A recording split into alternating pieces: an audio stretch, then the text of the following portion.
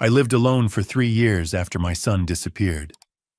Then, on my 63rd birthday, he suddenly reappeared, sending me a $4,000 bottle of vodka. I couldn't drink it because of my heart condition. When he called and asked with a trembling voice, "Dad, how was the vodka?" I calmly replied, "I gave it to our family lawyer. He loved it." A horrified silence fell. Then he screamed, "Dad, what the hell did you do?" Just 24 hours later, what happened was beyond my imagination. Hey there! Thanks for joining me today. If you're new here, hit that subscribe button and tap the bell so you're always in the loop. Also, leave a comment below. I want to know where in the world you're watching from. Just a heads up, this story weaves together imagination and experience for both reflection and entertainment. While names and settings are crafted, the message at its core is something I hope resonates deeply with you. I'd been awake since 5:30 the way I always was these days. Old cop habits die hard. 25 years on the Ridgeview Force, 3 years retired, and my body still ran on the same clock. Up before dawn, coffee brewed by 6. Kate used to say I was allergic to sleep. She'd been right about most things. The doorbell rang at 7 sharp. I wasn't expecting anyone. My 63rd birthday wasn't the kind of occasion people remembered. Not anymore. Kate had always been the one who made a fuss, baking her lemon cake, inviting neighbors I barely knew. But she'd been gone 5 years now, and birthdays had become just another Tuesday in October. I set my coffee down and walked to the front door. Through the window, I saw a FedEx truck pulling away into the gray Oregon drizzle. On my porch sat a cardboard box, medium-sized, neat shipping label, no return address. I picked it up. Heavier than expected. The label read, Archer Dalton, 47 Maple Ridge Road, Ridgeview, OR 97401. Sender line blank. Just a tracking number and a date stamp from 2 days ago, Portland. Portland. A knot tightened in my gut. I hadn't heard from anyone in Portland in 3 years. I carried the box inside, set it on the kitchen table, and stared at it. The rational part of my brain, the detective part, said to open it. The other part, the part that had learned silence from certain people, was a gift, told me to throw it in the trash. I grabbed a knife and slit the packing tape. Inside, nestled in foam peanuts, was a bottle. Not just any bottle. A work of art. Crystal-cut glass, shaped like a rectangular tower, the liquid inside a deep amber that caught the morning light. The label was black velvet, embossed with platinum lettering. Blackthorn Crystal Reserve, 1952. This wasn't a $50 liquor store pickup. This was the kind of bottle you kept locked behind glass. Tucked beneath was a small card, cream-colored, handwritten in ink I recognized before I even read the words. Happy birthday, Dad. I hope this makes up for lost time. Julian, my son's handwriting. Neat, precise. I hadn't seen it in 3 years, not since the last envelope he'd sent. A terse note explaining he was moving to Portland for work and wouldn't be able to visit. No phone calls, no holidays, no explanation. And now this. I picked up the bottle again, turning it slowly. The label said 1952. If that was accurate, this bottle was worth more than my truck. I pulled out my phone and searched the name. Blackthorn Crystal Reserve, 1952. Last known auction sale, $3,800. $3,800 for vodka. Julian was an IT specialist, decent money, but not throwaway, $4,000 on a birthday, gift money. Not the Julian I remembered. The kid who'd called me 2 years ago asking for a $500 loan to cover rent. The kid who'd never paid me back. I set the bottle down and stepped back. Something about this didn't sit right. Maybe it was the 3 years of silence. Maybe it was the fact that Julian had never been sentimental, never one for grand gestures. Or maybe it was just the old cop in me, the part that had learned to trust my gut when things felt off. And this felt off. I thought about Kate. She would have been thrilled. She would have opened the bottle right then, poured 2 glasses, toasted to reconciliation. She always believed Julian would come around, that the distance between us was just a phase. But Kate wasn't here. And I'd learned in the 5 years since cancer took her that time didn't fix everything. Sometimes it just made the cracks deeper. I glanced at the bottle again. Part of me wanted to crack it open, see if $3,800 tasted different than the $15 stuff I kept in the cabinet. But another part, the louder part, told me not to. Not yet. Not until I knew what this was really about. Instead, I picked up my phone and scrolled through my contacts until I found the name I was looking for, David Whitmore. David had been my lawyer for 30 years. He was also one of the few people I still considered a friend. The phone rang twice before his voice came through, warm and familiar. "Archer, happy birthday, old man. What can I do for you?" "David, you got time this afternoon? I need to swing by your office. Talk about my will." There was a pause. "Your will, you feeling all right?" I looked down at the bottle on my table, amber light pooling around its base like a warning. "Just want to make sure everything's in order. Health's been not great since Kate. Figured it's time to update a few things." "Of course, come by around 4. I'll pull your file." Thanks, David. Oh, and one more thing. I'm bringing you a gift. Consider it a thank you for putting up with me all these years." David chuckled. "You don't need to do that. I insist." I hung up and stared at the bottle for another long moment. Then I carefully placed it back in the box, wrapped it in the foam peanuts, and sealed the lid. If Julian wanted me to drink this, he was going to be disappointed. By the time I climbed into my truck that afternoon, the rain had stopped leaving the streets slick and shining. I set the box on the passenger seat, buckled in, and turned the key. The engine coughed to life, and I pulled out of the driveway, heading toward downtown Ridgeview.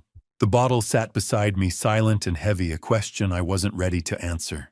4 o'clock found me standing outside Whitmore and Associates, a 3-story brick building on Main and Oak.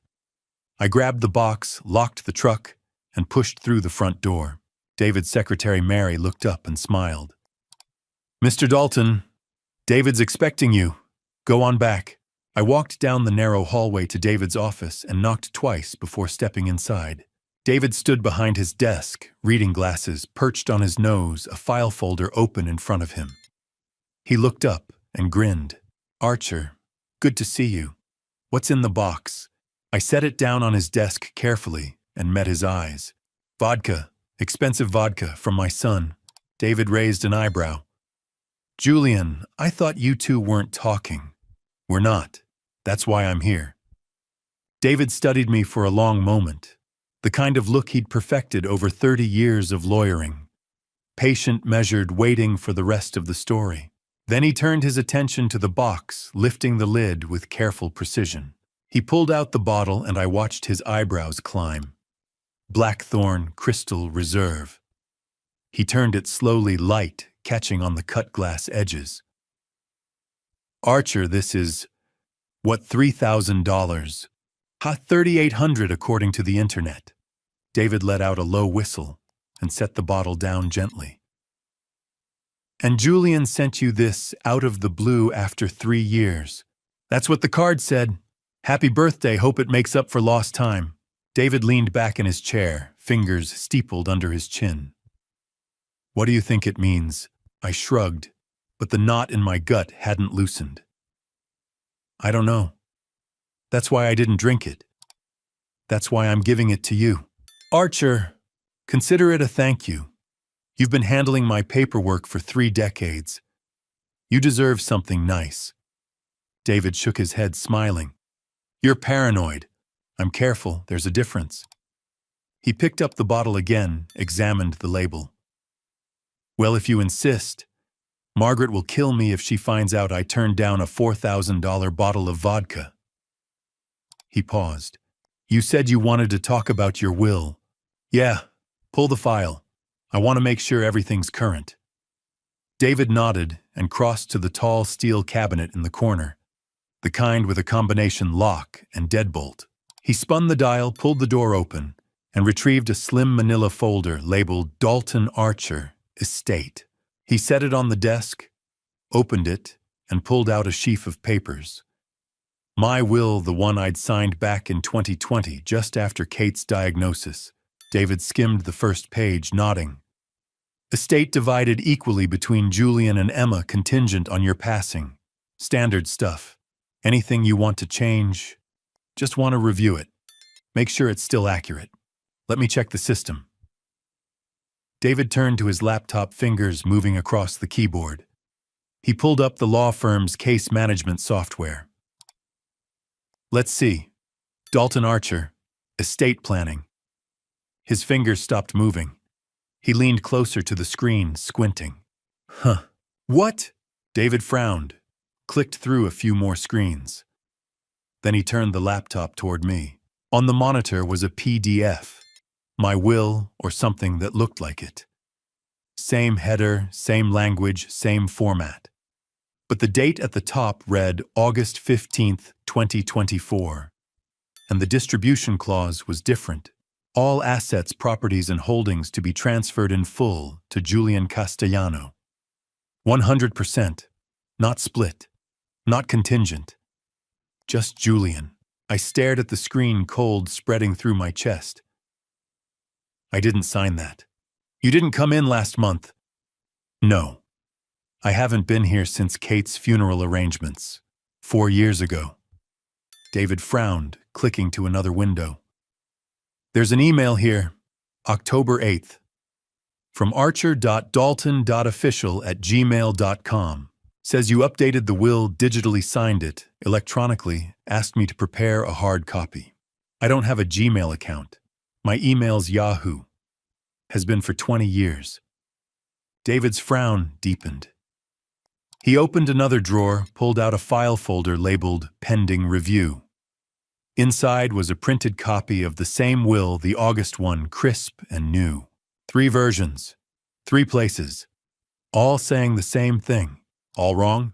David set the paper down and met my eyes. Archer, someone's forging your documents. The words hung in the air like smoke. Julian, I said. David didn't argue. He just looked at the bottle of vodka sitting between us, and something shifted in his expression. No, we need to call IT, he said.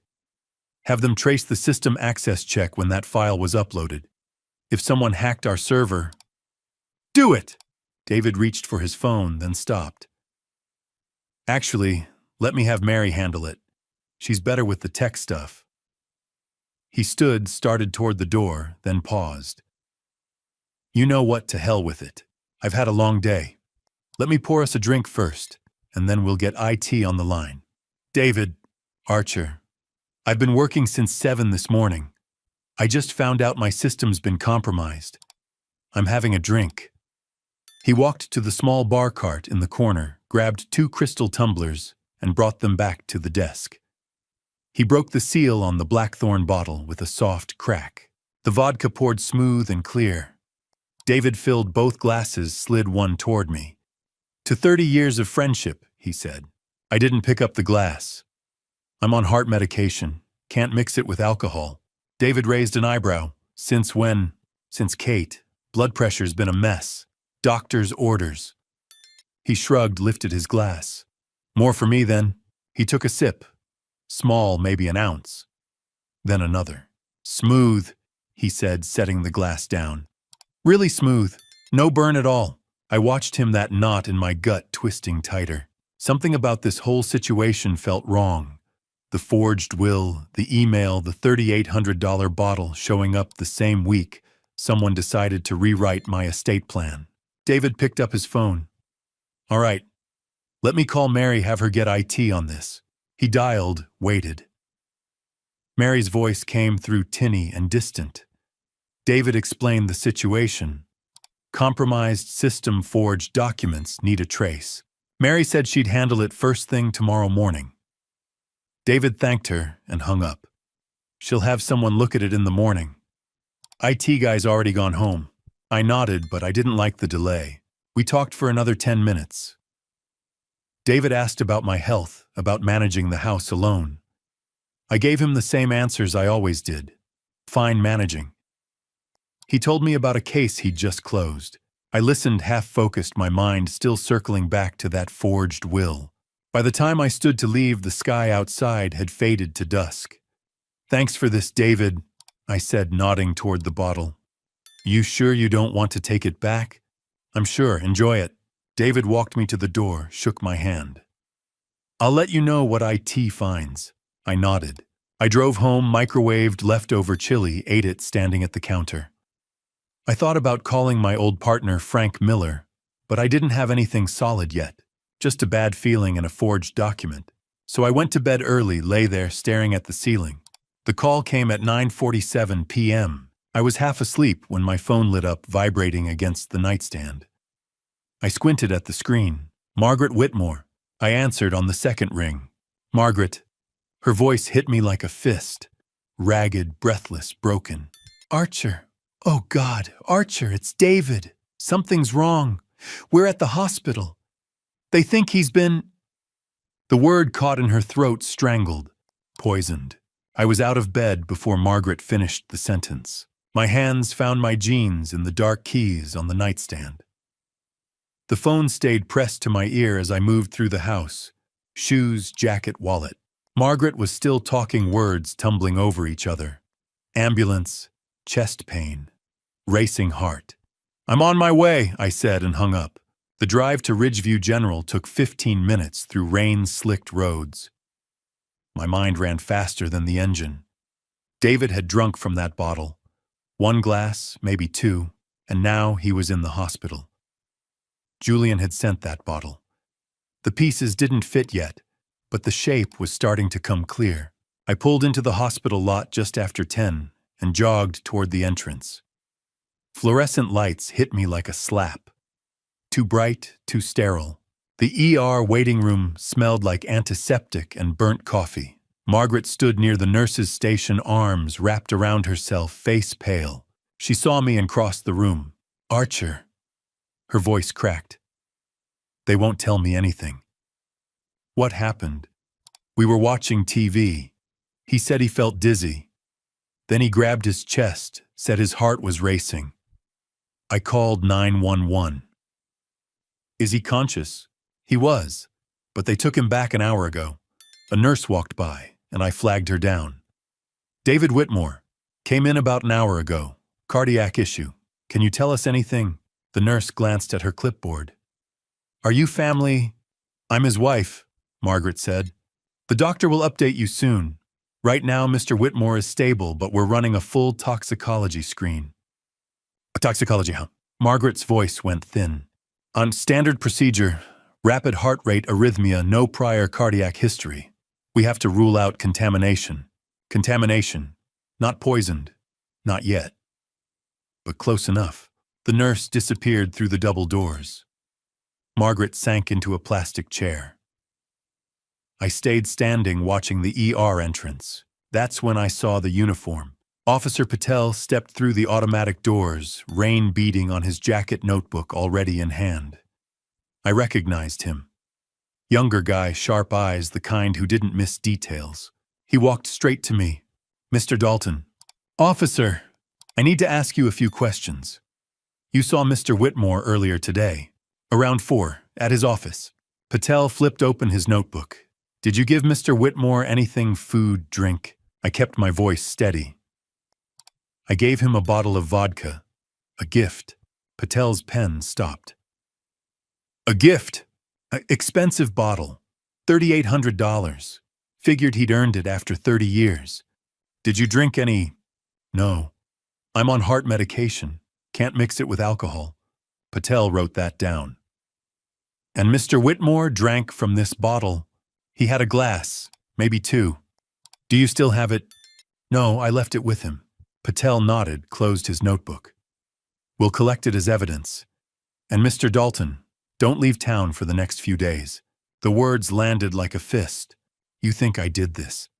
You gave Mr. Whitmore alcohol, and now he's in the ER with symptoms consistent with ingestion of a toxic substance. Right now, you're a person of interest." Person of interest.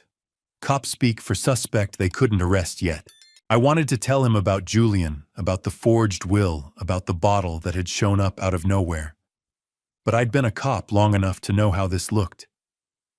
Man gives lawyer expensive gift. Lawyer ends up in the hospital. Man claims he didn't drink any himself. It looked bad. I'll be around, I said. Patel left. I sat beside Margaret and waited. The ER doctor came out just before midnight. Young Scrub's wrinkled exhaustion carved into his face. David was stable, heart rate under control. Toxicology results would take another day or two. David was being moved to the ICU. Margaret asked if she could see him. The doctor nodded and she followed him through the double doors. I stayed another hour, but there was nothing more I could do. No more answers. So I left. The streets were empty and slick under the streetlights. I drove home on autopilot, parked, walked inside. The house was cold. I didn't turn on the heat. Just walked to the kitchen and sat at the table. The same table where I'd opened that box this morning. The same table where the bottle had sat amber and gleaming. I pulled a notebook from the drawer, the kind I used to carry on the job, small and spiral-bound, and opened it to the first blank page. October 12th, 2024. 1:30 a.m. David drank the vodka I gave him. Now he's in the hospital. The cops think I did it. They took the bottle as evidence. Told me not to leave town. But Julian sent that bottle. Julian, who hasn't spoken to me in 3 years. Julian, who forged my will and hacked David's system. Coincidence. I stared at the words for a long time. Then I closed the notebook, turned off the light, and went to bed. Sleep didn't come easy. Every time I closed my eyes, I saw that bottle, crystal-cut amber light, Julian's handwriting on the card. I saw David lifting the glass, taking that first sip, smiling. Smooth, he'd said. Really smooth. And now he was in the ICU. I rolled over, stared at the ceiling. The rain started again, tapping against the window like fingernails. Somewhere in Portland, Julian was asleep in his condo. Or maybe he wasn't sleeping. Maybe he was awake too, wondering if it had worked. If I'd drunk from that bottle. If I was the one in the hospital instead of David. The thought settled in my gut like a stone. The next day dragged. I stayed home, avoided the phone, tried to keep busy. Changed the oil in my truck. Fixed the loose hinge on the kitchen cabinet. Anything to keep my hands moving, my mind from circling back to that bottle, that hospital, that look in Officer Patel's eyes. Person of interest? I was in the garage wiping grease off my hands when my phone buzzed in my pocket. I pulled it out, squinted at the screen. Frank Miller. My old partner.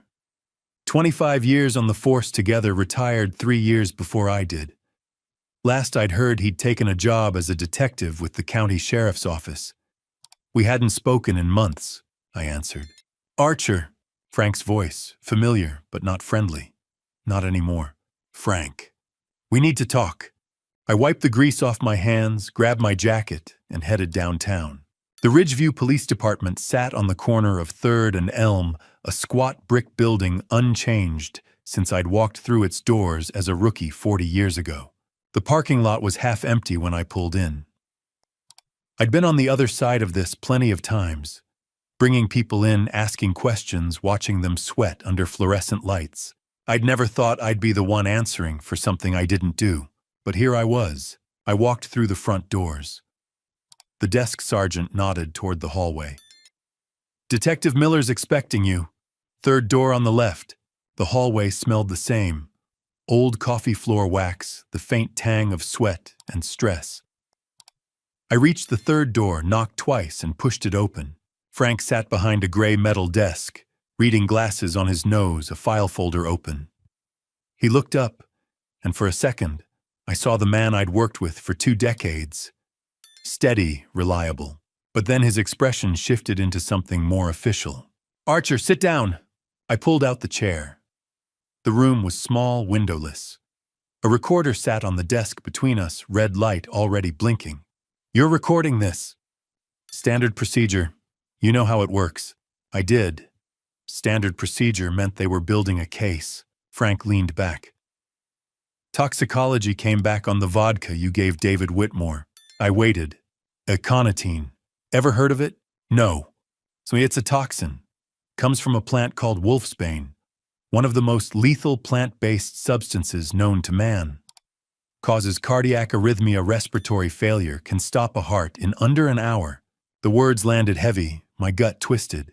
The bottle you gave David had enough aconitine to kill someone. David's alive because he only drank about 50 milliliters. If he'd finished the glass, we'd be having a very different conversation. I swallowed. I didn't know. I believe you, but I need you to help me understand how a bottle of $3,800 vodka ended up laced with poison and in your hands. I met his eyes. Julian sent it to me. Frank's expression didn't change, but I saw the flicker of interest. Your son, my son, who I haven't heard from in 3 years, who sent me that bottle on my birthday out of nowhere with a card saying, "Hope this makes up for lost time." Do you still have the card, the box? Yeah, at my house. Frank nodded, made a note. We'll need those. Handwriting analysis, fingerprints, anything that ties Julian to the bottle. You'll have them. Frank leaned forward. Archer, I've known you a long time. I know you didn't try to harm David, but right now the evidence says you gave him a contaminated bottle. That makes you a suspect. What I need is proof that someone else is responsible. And if that someone is Julian, I need a motive. I took a breath. David told me something before he drank from that bottle. He found discrepancies in my will. 3 versions. One in his safe, one digital one sent via email. The digital and email versions were forged. Someone hacked his system, changed my estate plan to leave everything to Julian. Frank's pen stopped moving. David said this right before he opened the bottle. He said we needed to call IT, have them trace the access. Frank picked up his phone, dialed. A brief conversation. He hung up and looked at me. Margaret confirmed it. David told her the same thing before he lost consciousness. Said your will had been tampered with. Julian, we're looking into it. But Archer, even if Julian forged your will, that doesn't prove he sent the vodka. We need a direct connection. Check the FedEx tracking, the sender address, Julian's condo in Portland. Frank made another note. We will. He closed the file, but didn't stand. Archer, there's something else. You said you didn't drink from the bottle because you're on heart medication. What medication? Nitroglycerin, for blood pressure. Why? When's the last time you took it? 2 days ago, morning. Why? Frank's jaw tightened. I want you to have your doctor check that prescription. Make sure it's what it's supposed to be. The implication hit me. You think Julian tampered with my meds. I think if Julian sent you a bottle laced with poison, he's not above switching out your pills. I stood. I'll call Dr. Brennan. Frank walked me to the door. Get me those boxes, the card, anything Julian touched. And Archer, be careful. If your son's behind this, you're still a target. I left the station, climbed into my truck, and sat there with the engine running. My hands were shaking. Not from fear, from anger. I pulled out my phone and called Dr. Brennan. He answered on the 3rd ring. Archer, what can I do for you? I need you to test my nitroglycerin prescription. Check if it's been tampered with. A pause. Why? Just do it, please. All right, bring the bottle by my office. I'll run a sample through the lab. I drove home, grabbed the pill bottle from the bathroom cabinet, and drove straight to Brennan's clinic. He took the bottle and disappeared into the back. I sat in the waiting room, staring at a cholesterol poster, trying to figure out when it had all gone wrong with Julian. Brennan came back an hour later, face grim. Archer, this isn't nitroglycerin. I stood. What is it? Calcium channel blocker. Different class entirely. If you'd taken this during a cardiac episode, it would have dropped your blood pressure dangerously low. You could have lost consciousness. Maybe worse. The room tilted. I gripped the edge of the chair. Someone switched your medication. Brennan nodded. I'm prescribing you a new bottle. Real nitroglycerin. Don't take anything from that old container. And Archer, you need to tell the police. I called Frank from the parking lot, told him what Brennan had found. Frank said he'd send someone to collect the fake pills as evidence. I drove home in a fog, walked inside. The house felt colder than it should have. I sat at the kitchen table, pulled out my notebook and wrote, October 14th, 2024, 6 p.m. Frank confirmed the vodka was laced with aconitine. Lethal dose. David survived because he only drank 50 milliliters. Julian sent that bottle. Julian forged my will. Julian hacked David's system, and now I know. Julian switched my heart medication. He didn't just want to harm David, he wanted to kill me. But why? I stared at the words until they blurred. Then I closed the notebook and sat in the silence. The phone rang just after 7 the next evening. I was heating up leftover soup when the screen lit up. Unknown number, Portland area code. I answered. Silence on the other end. Then quiet and calm, a voice I hadn't heard in 3 years. Dad, did you like my gift? My finger hit the record button before I even registered the movement. Old instinct. 25 years on the force had taught me to document everything, especially when something felt wrong. And this, Julian's voice after 3 years of silence asking if I'd liked his gift, felt very wrong. I kept my tone neutral. Julian, you didn't answer my question. I set the soup pot down, moved to the living room where the signal was clearer. No, I didn't drink it. A pause. Brief, but I heard it. The kind that comes when someone's recalculating. Why not? I'm on medication. Can't mix it with alcohol. You'd know that if you'd bothered to call in the past 3 years. The words came out sharper than intended, but I didn't take them back. Another pause. Longer this time. When he spoke again, his voice had shifted. Less casual, more measured. So what did you do with it? I gave it to a friend. Silence. 3 full seconds of it. Then Julian's voice came back sharper now. Careful. Which friend? And there it was. Julian hadn't asked which friend before. He'd asked what I'd done with it. But now suddenly he needed to know who. That wasn't curiosity. That was panic. I didn't answer right away. Let the question hang there. Why do you ask? Oh, just curious, Dad. That bottle cost me a lot. I'd hate for it to go to waste. Too deliberate. Too interested.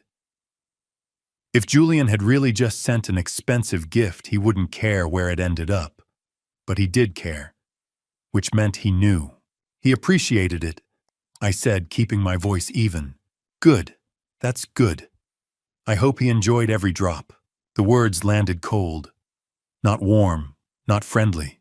Then the line went dead. I stood there, phone still pressed to my ear, staring at the darkened window.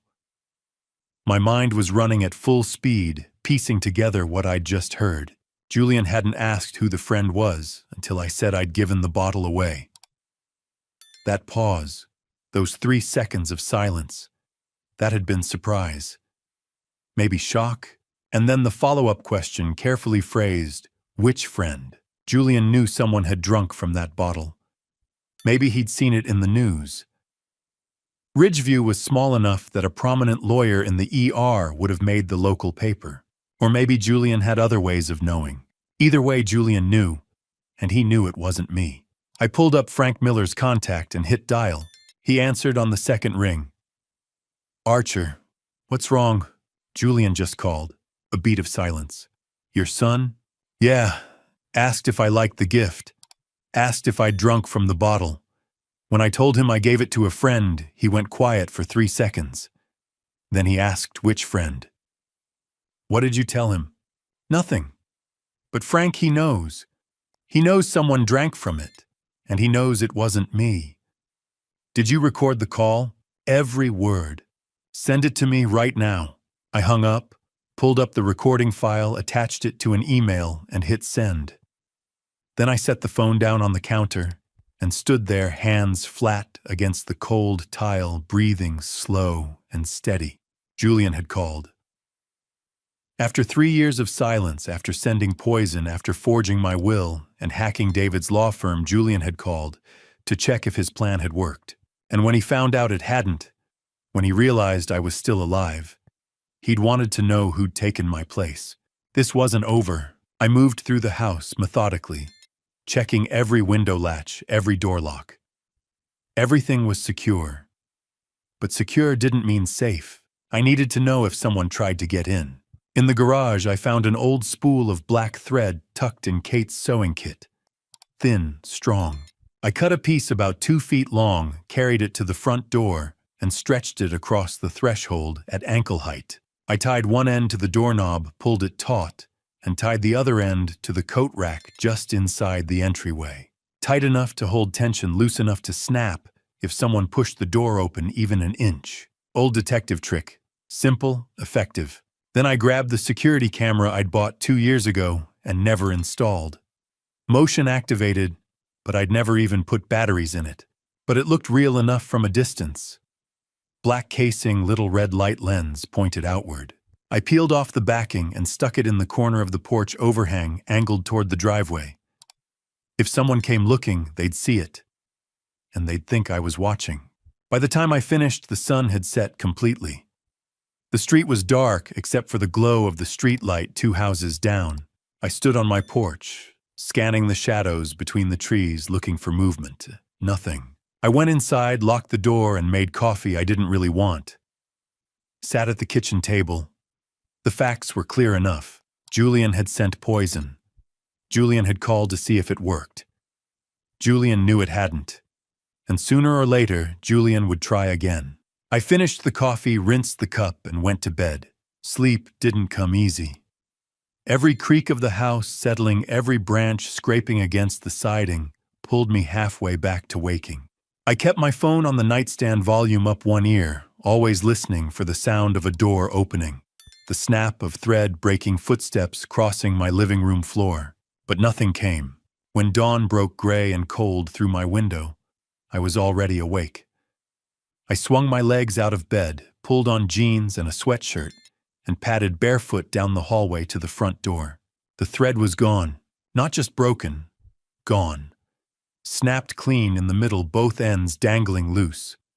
One still tied to the doorknob, the other hanging limp from the coat rack. Someone had opened my front door, stepped inside, and left. I turned, slowly looked out through the window at the porch. The camera was still there, mounted in the corner, but it had been moved. Just a few degrees to the left, angled away from the driveway, now pointing at nothing. Whoever had come in last night had known exactly what to look for. I stood there in the doorway, cold October air rolling in around my bare feet, and stared at that broken thread swaying gently in the breeze. Julian hadn't just called to check on me. He'd sent someone to finish what the vodka hadn't. I didn't touch the thread. First rule of preserving a scene: don't contaminate it.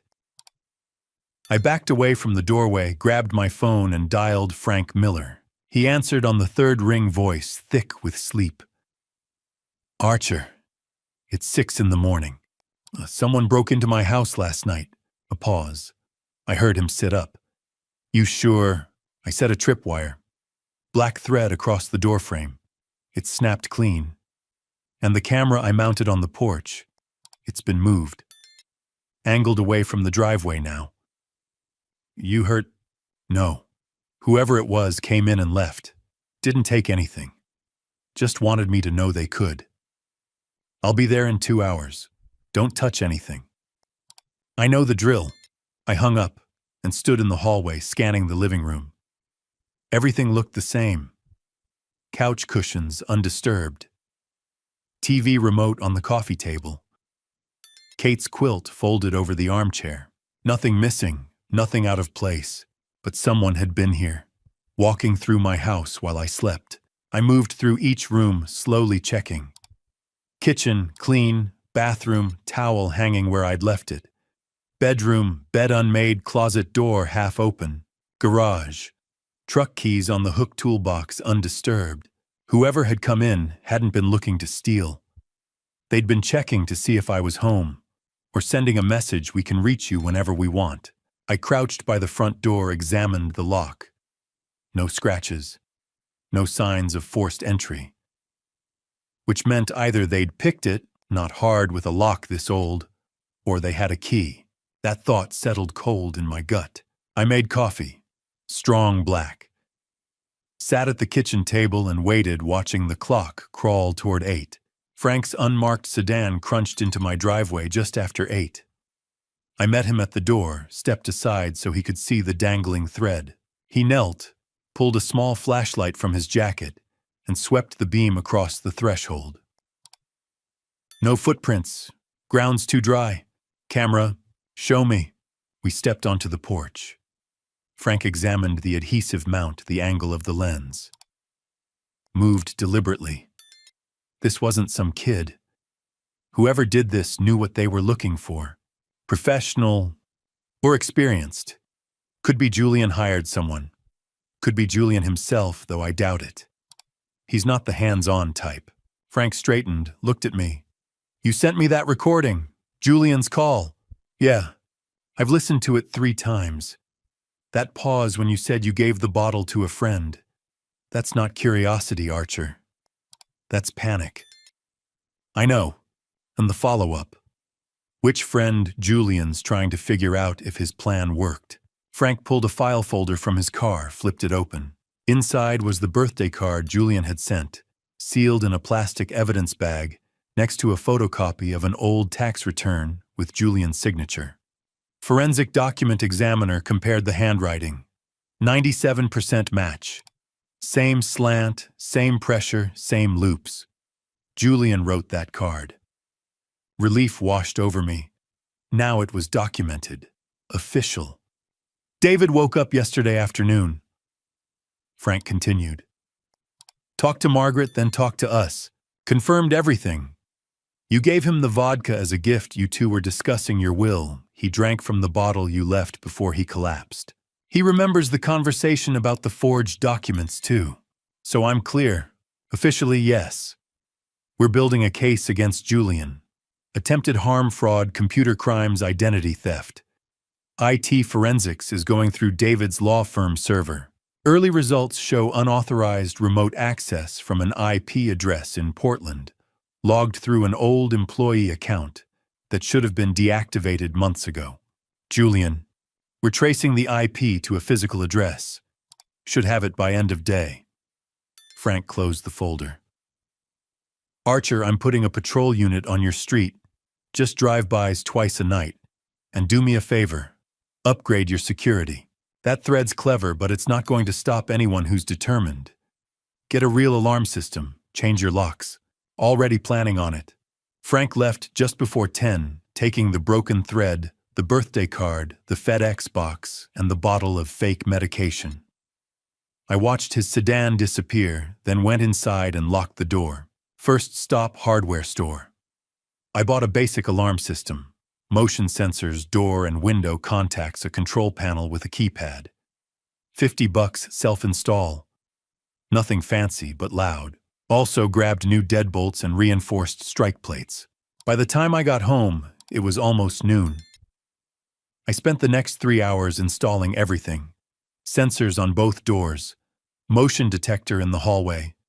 Keypad mounted by the entryway. New deadbolt screws drilled deep into the frames. When I finished, I armed the system and opened the front door to test it. The alarm shrieked. High-pitched, angry, loud enough to make my ears ring. I punched in the code and it cut off. Good enough. I sat at the kitchen table, opened my notebook and wrote. October 16th, 2024. 3 p.m. Someone broke in last night. Snapped my thread, moved the camera. Frank confirmed it. I'm officially clear. Handwriting matches Julian's. David's awake confirmed my story. IT forensics found evidence of a hack from a Portland IP. Julian's not just trying to steal my estate. He's making sure I don't survive long enough to stop him. I closed the notebook and sat there thinking about next steps. Tomorrow I'd call a professional locksmith. Tomorrow I'd talk to Frank about restraining orders. But tonight I just needed to sleep. I didn't. The next morning I woke just before dawn. Made coffee, sat at the table, watched the sky turn from black to gray. Just after 9, I walked to the front door to grab the newspaper. There was an envelope on my porch. Plain white. No address, no stamp, no name. Just sitting there on the welcome mat. I stared at it for a long moment, pulse ticking faster. Then I pulled out my phone, took a photo, and called Frank Miller. The envelope lay where I'd set it, its edges crisp against the kitchen counter. Morning light slanted through the window as I slid one finger under the flap and pulled out a single photograph, black and white, grainy. My house. The image had been taken from the gravel drive framing the front porch. The windows dark, the old maple casting skeletal shadows across the siding. In the bottom right corner, white digital numerals read 11:47 p.m. 16th October 2024. Last night, an hour and a half after I'd locked every door and installed the motion sensor, I flipped the photograph over. No message, no signature. Just the image of my home captured by someone who had stood outside in the dark while I slept. My hand tightened around the counter. For 30 years, I'd been the one doing surveil Archer, holding the camera, documenting evidence. Now I was the subject, the target. I pulled out my phone and called Frank Miller. "Sure." His voice was thick with sleep. "Check your email. I'm scanning it now." "What is it?" "A photograph. My house. Time-stamped 11:47 last night." A pause, then the creak of bed springs. "You're telling me someone walked your property an hour after you installed that alarm?" "That's exactly what I'm telling you." "Did the sensor trigger?" "No." Another pause. "I'll be there in 40 minutes. Don't touch the envelope." I set the phone down and stared at the photograph again. The angle was deliberate. Not a casual snapshot, but a composed frame, the kind a professional would take. Or someone who had studied under one. Julian had been 12 when I'd taught him how to use my old Nikon, how to adjust the aperture for low-light shots. We'd spent a summer stalking deer in the hills east of Ridgeview, him crouched beside me as I whispered instructions. That boy was gone. In his place stood a man who sent poisoned vodka and forged wills, who swapped medication, and hired thugs who stood in my driveway at midnight and took pictures. By 10:30, Frank had left, with the photograph sealed in an evidence bag. I stood at the kitchen sink rinsing my mug when the first wave hit. A crushing weight across my chest, radiating down my left arm like molten lead. I gripped the counter, gasping, my vision narrowing. Nitroglycerin. I needed nitroglycerin.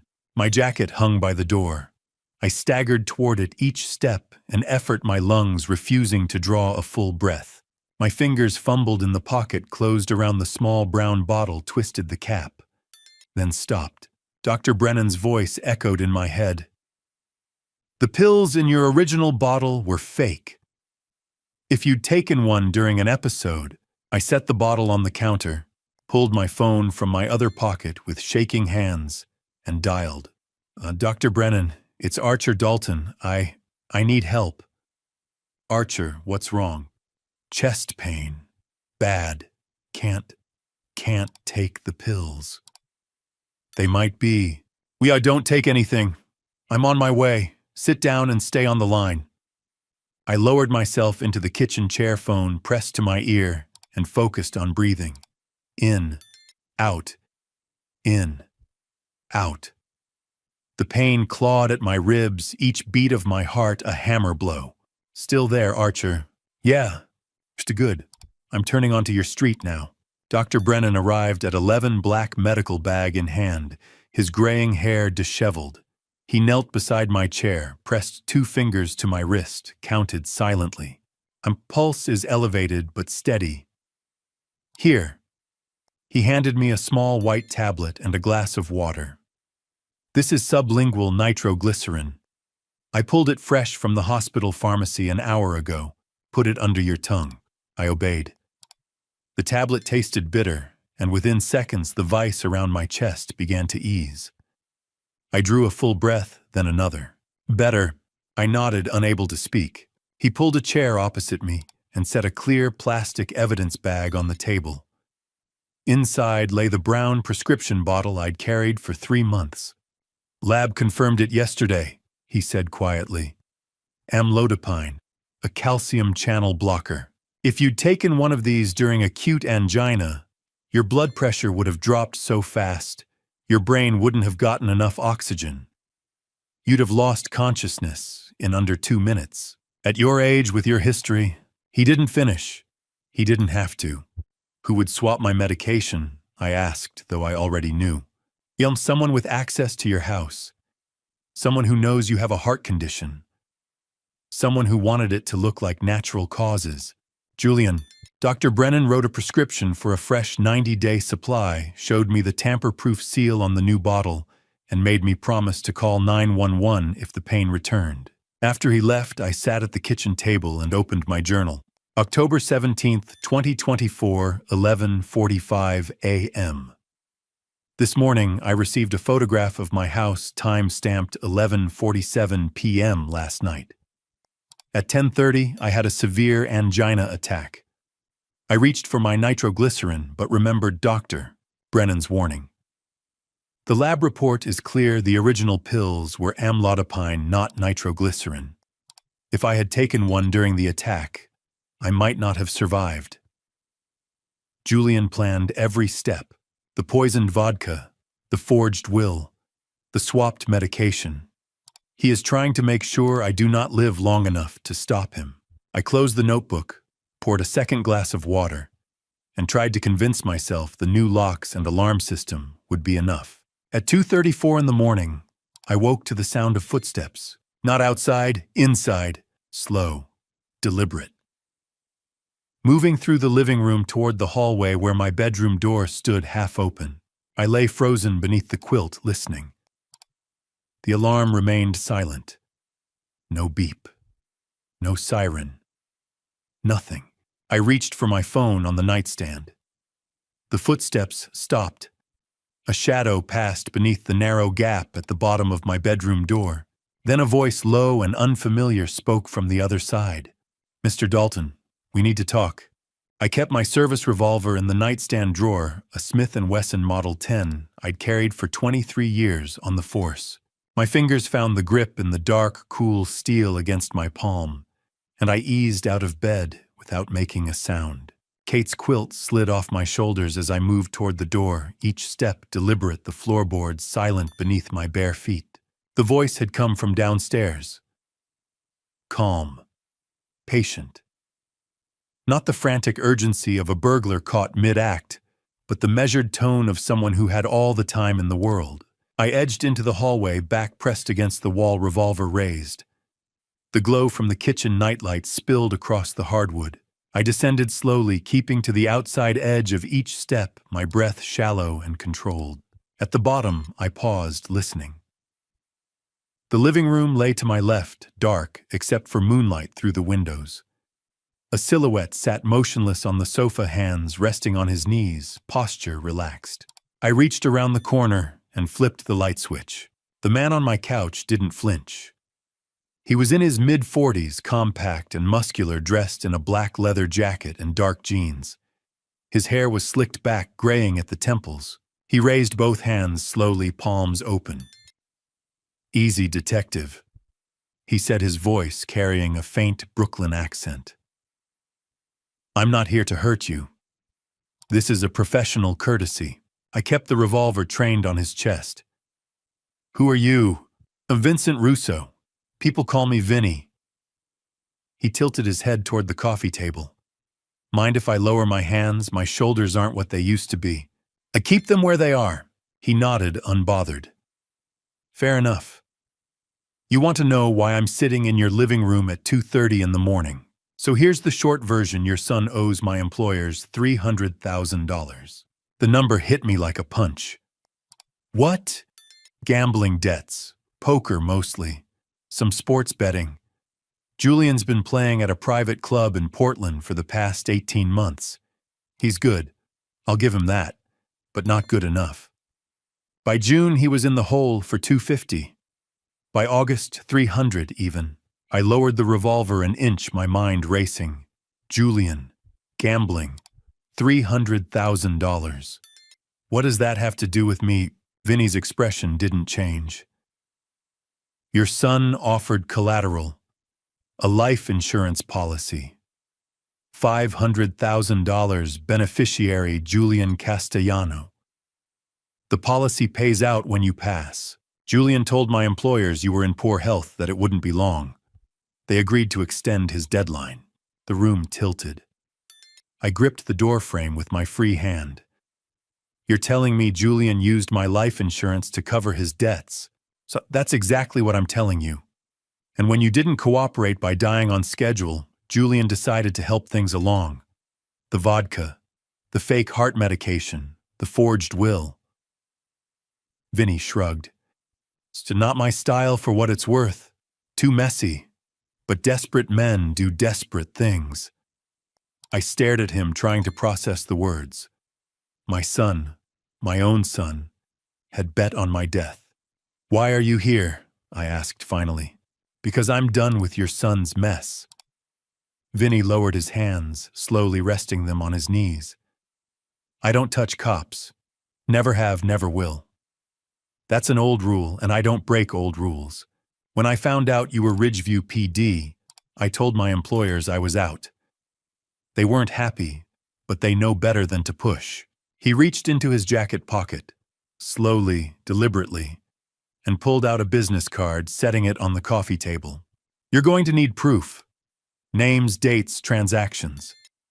I can't testify in court, but I can point you in the right direction.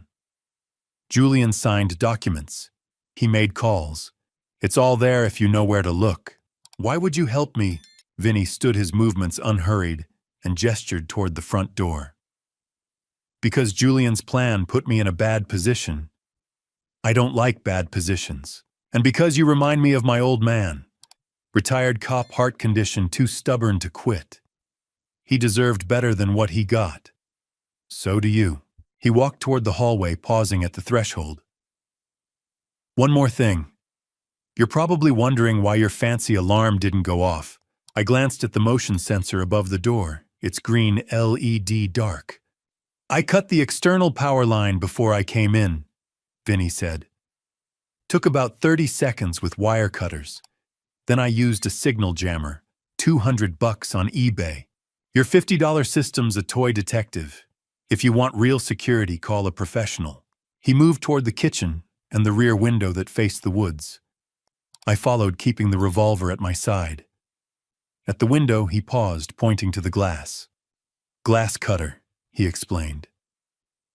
Remove the pane, slip the latch, put it back when I left. You wouldn't have noticed unless you were looking for it. He opened the window, one leg already over the sill. Good luck with your son, Mr. Dalton. You're going to need it. Then he was gone, swallowed by the shadows between the trees. I locked the window, checked every door twice, and poured myself a whiskey I didn't drink. At 3:15, I called Frank Miller and left a voicemail summarizing Vinny's visit.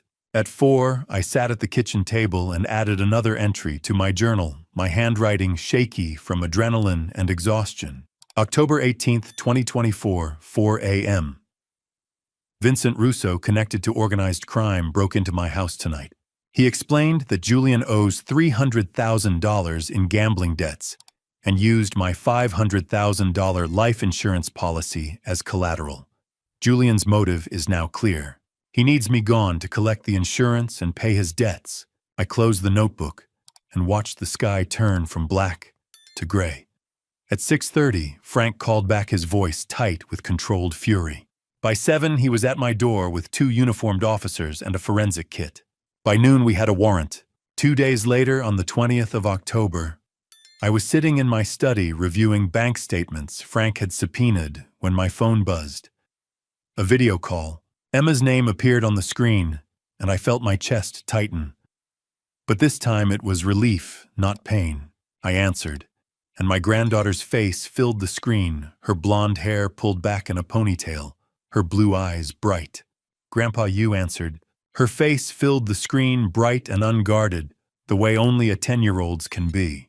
Blonde hair pulled back in a high ponytail, a gap where her left front tooth used to be freckles scattered across her nose. Emma, my granddaughter, the one pure thing left in this mess. Grandpa, she said again, her grin widening. I thought you weren't going to pick up. I forced a smile, settling back into my desk chair. I always pick up for you, sweetheart. How's school? Boring. She rolled her eyes. Mrs. Henderson makes us do multiplication tables every single day. I already know them. Multiplication's important, I said. You'll need it when you're older. That's what Mom says. Emma leaned closer to the camera, lowering her voice to a whisper. But I think she just doesn't want to help me with homework. I chuckled, the sound hollow in my chest. Where is your mom? It's upstairs. She's on the phone with somebody. She's been on the phone a lot lately. Emma tilted her head. Grandpa, when are you coming to visit? You promised you'd take me to the zoo before it gets too cold. The zoo. I'd promised her that back in July before everything started unraveling. Soon, I said, hating the lie. I've been a little busy, but I'll come see you soon. You always say that. She pouted, then brightened. Dad says we're going to be rich soon. Maybe we can go to the big zoo in Seattle instead, the one with the pandas. The words hit me like ice water. I kept my expression neutral. Your dad said that, yeah, he's been really happy lately. He keeps saying things are going to get better, that we won't have to worry about money anymore. Emma twirled a strand of hair around her finger. He talks to somebody named Vinny a lot, like every day. Is Vinny your friend? My throat closed. I swallowed hard. No, sweetheart. Vinny's not my friend. Why do you ask? Because Dad mentions you when he talks to Vinny.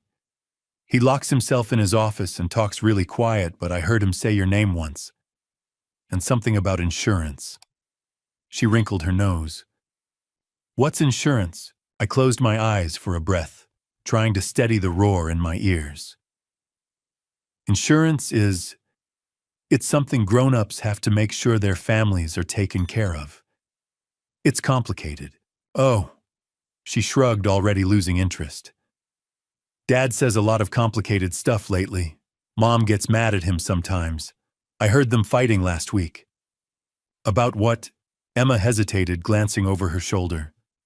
When she turned back, her voice was quieter. I don't know. But Mom was crying. She said something about how she didn't sign up for this, and Dad said she needed to trust him, that everything would work out. I wanted to reach through the screen and pull her out of that house, away from Julian. But all I could do was sit 300 miles away and listen. Emma, I said gently, has your dad been acting strange, different than usual? She thought for a moment, chewing her bottom lip. Kind of. He's gone a lot.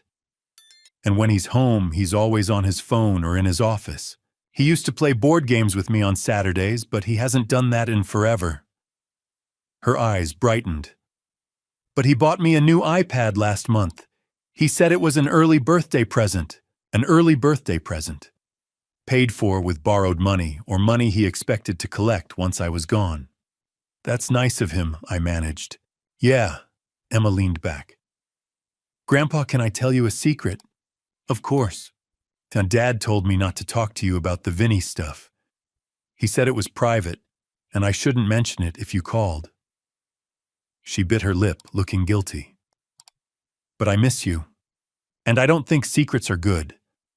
Mom says secrets make people sick. Your mother is right, I wanted to say.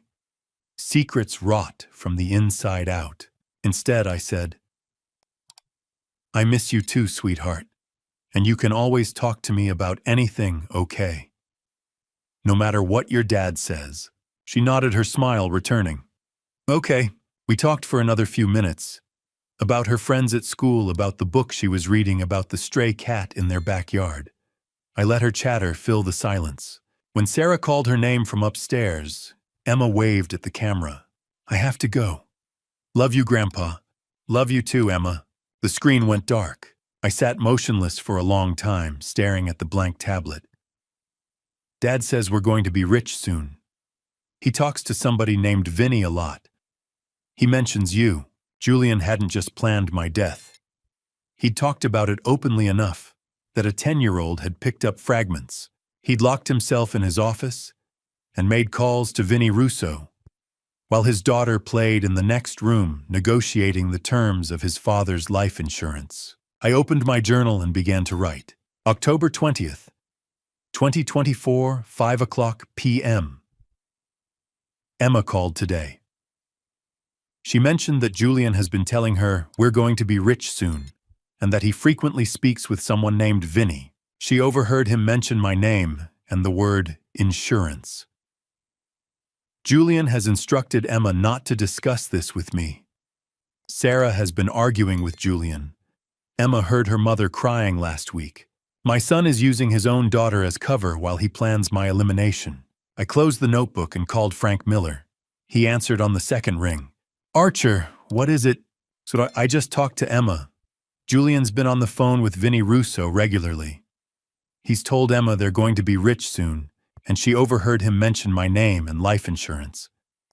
A pause. Out of the mouths of babes. Frank, we need to talk to Sarah. Alone. Away from Julian. Agreed. Can you set it up? I'll try. The next afternoon, I sat in a corner booth at the Brew Haven, a coffee shop 20 miles outside Ridgeview. The place smelled like roasted beans and cinnamon, and rain drummed against the windows. At 3 o'clock, the door opened and Sara Castellano stepped inside, shaking water from her coat, her dark hair plastered to her forehead. She saw me and froze. Then slowly she crossed the room and slid into the seat opposite mine. She looked smaller than I remembered, hunched in the booth seat, with her hands wrapped around a coffee mug she hadn't touched. Dark circles shadowed her eyes, and her hair, usually swept up in a neat bun, hung loose around her shoulders, damp from the rain. Sarah had always carried herself with a kind of careful composure, the posture of a woman who'd learned early how to keep her guard up. Today, that composure was gone. "Thank you for coming," I said quietly. She nodded, her gaze fixed on the table between us. I almost didn't. I know. A waitress drifted past, refilling water glasses, and we both waited until she was out of earshot. The cafe hummed with low conversation and the hiss of the espresso machine, but our corner felt isolated, separate from the rest of the world. Sarah. I began keeping my voice gentle.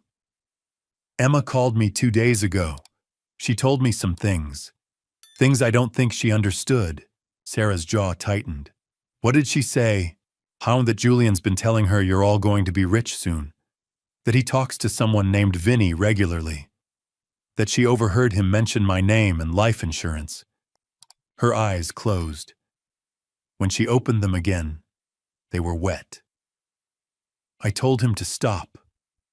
I told him Emma was too young to keep secrets, that she'd say something eventually. He wouldn't listen. How long have you known? She drew a shaky breath. About the debt, 6 months. I found an email on his laptop in April. He'd left it open. Careless, or maybe he wanted me to see it. A lawyer representing the Benedetti family. They were discussing payment terms for $300,000. She paused, wrapping her arms around herself. I confronted Julian. He told me it was under control, that he had a plan, that I needed to trust him. Good, and you believed him? I wanted to. Her voice broke on the last word. He's my husband, Emma's father. I wanted to believe he wasn't stupid enough to borrow money from the mob. I leaned forward, resting my forearms on the table. Sarah, I need you to be very clear with me. Did you know about the vodka, about the fake heart medication? Her head snapped up, eyes wide. What? Someone sent me a bottle of vodka laced with aconitine, a poison. My lawyer drank it and nearly died. Someone also swapped my nitroglycerin pills with a different drug. If I'd taken one during a heart attack, I would have died within minutes. The color drained from her face. No, I didn't know. I swear to God, Archer, I didn't know. Her hands shook so badly she had to set the mug down. Julian told me he was working on refinancing. He said he had a business opportunity, that he just needed a few more months. He never said anything about... She stopped, pressing a hand to her mouth. I watched her carefully, searching for any sign of deception. I'd spent 2 decades reading people, learning to spot the micro-expressions that betrayed a lie. Sarah's shock looked genuine. "When did Vinny start following you?" I asked. "In July. I saw him outside Emma's school twice in 1 week, then outside our apartment. I asked Julian about it, and he admitted Vinny worked for the people he owed money to. He said they were just keeping tabs, making sure we didn't run." She wiped at her eyes with the back of her hand. "Julian told me if I said anything to anyone, to you, to the police, to anyone, he'd leave. He said he'd disappear and we'd be stuck with the debt, that the Benedettis would come after me and Emma to collect. The bastard had used his own wife and daughter as hostages. Sarah, I need you to testify. I need you to tell a prosecutor everything you just told me. The emails, Vinny Julian's threats. Without your testimony, we don't have enough to prove Julian planned this." She stared at me, her expression torn between fear and something that looked like relief. "If I testify what happens to me, I knew about the debt. I didn't report it. Doesn't that make me an accessory number?" I kept my voice firm, steady. "You were coerced. Julian threatened to abandon you and Emma. That's duress. A good prosecutor will understand that. But what if they don't? Then we'll make them understand." I pulled out my phone and set it on the table. "I'm going to call Detective Frank Miller. He's been working this case with me. He can arrange a meeting with the county prosecutor's office. We'll negotiate immunity for you, full immunity in exchange for your cooperation. You testify, and you walk away clean." Her breath hitched. "And Emma will be safe. That's the priority. Julian won't be able to threaten either of you once he's in custody." Sarah stared at the phone for a long moment, then nodded slowly. "Okay. Do it." I dialed Frank's number. He picked up on the second ring. "Archer, tell me you've got good news." "Ma, I'm at Maple Street Cafe with Sarah Castellano. She's willing to testify. She knew about the debt and Vinny, but she didn't know about the vodka or the medication. Julian threatened to leave her and Emma if she talked. We need an immunity deal." A pause. "Put her on speaker." I tapped the button. "You're on, Frank." "Mrs. Castellano, this is Detective Frank Miller. Have you been in contact with your husband since agreeing to meet Mr. Dalton today?" Sarah's voice was barely above a whisper. "No. He thinks I'm visiting my sister in Eugene." "Good. Keep it that way. I'm going to call the county prosecutor's office right now. Can you stay where you are for the next hour?" "Yes." "All right, sit tight. I'll have an answer for you soon." The line went dead. Sarah exhaled slowly, her shoulders sagging. "What if Julian finds out?" "He won't," I said, though I couldn't be certain. "Frank's discreet, and once you're under witness protection, Julian won't be able to touch you." She nodded, but the fear didn't leave her eyes. 2 days later, on the morning of October 23rd, Frank and I stood outside the offices of Whitmore and Associates. The building looked the same as it had 3 weeks ago. Red brick brass nameplate, the scent of old paper, and lemon polish drifting through the open door. But David Whitmore was no longer inside. He was home recovering, and his son Thomas had taken over the practice. Thomas Whitmore Jr. met us in the reception area, a man in his early 40s with his father's sharp eyes and his mother's precise demeanor. He shook our hands and gestured toward the conference room. "Gentlemen, my father told me you'd be coming." The conference room smelled like leather and old paper, the kind of scent that clings to law offices. Thomas Whitmore, Jr. gestured for us to sit at the long mahogany table, then crossed to a wall safe hidden behind a framed print. He spun the dial, pulled the door open, and withdrew a manila folder embossed with my name. My father kept the original here," Thomas said, setting the folder in front of me. "He never trusted digital storage for estate documents." I opened the folder. Inside lay a will dated March 15th, 2020, signed in my own handwriting and witnessed by David Whitmore and his secretary. The language was straightforward: "Upon my death, My estate would be divided equally between Julian Castellano and Emma Castellano, with a trust established for Emma until she turned 25. This is the real one, I said quietly. Thomas nodded. That's the version my father filed with the state. But 3 weeks ago, when you brought him that vodka, he pulled up the case file and found something else. He opened his laptop and clicked a file. A PDF appeared. Another will dated August 15th, 2024, bearing a digital signature that looked like mine. This version left 100% of my estate to Julian Castellano. No mention of Emma. Frank leaned forward, his jaw tight. How did this get into your system? But that's what we hired Catherine Walsh to find out. Catherine Walsh arrived 10 minutes later, a woman in her early 40s with sharp eyes and the demeanor of someone who spent her days dissecting code. She set a tablet on the table and pulled up a slideshow.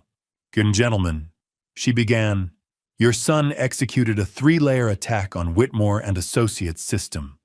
Let me walk you through them. She tapped the screen. The first slide showed a server log, rows of data stamped with dates and IP addresses. Layer 1, cyber intrusion.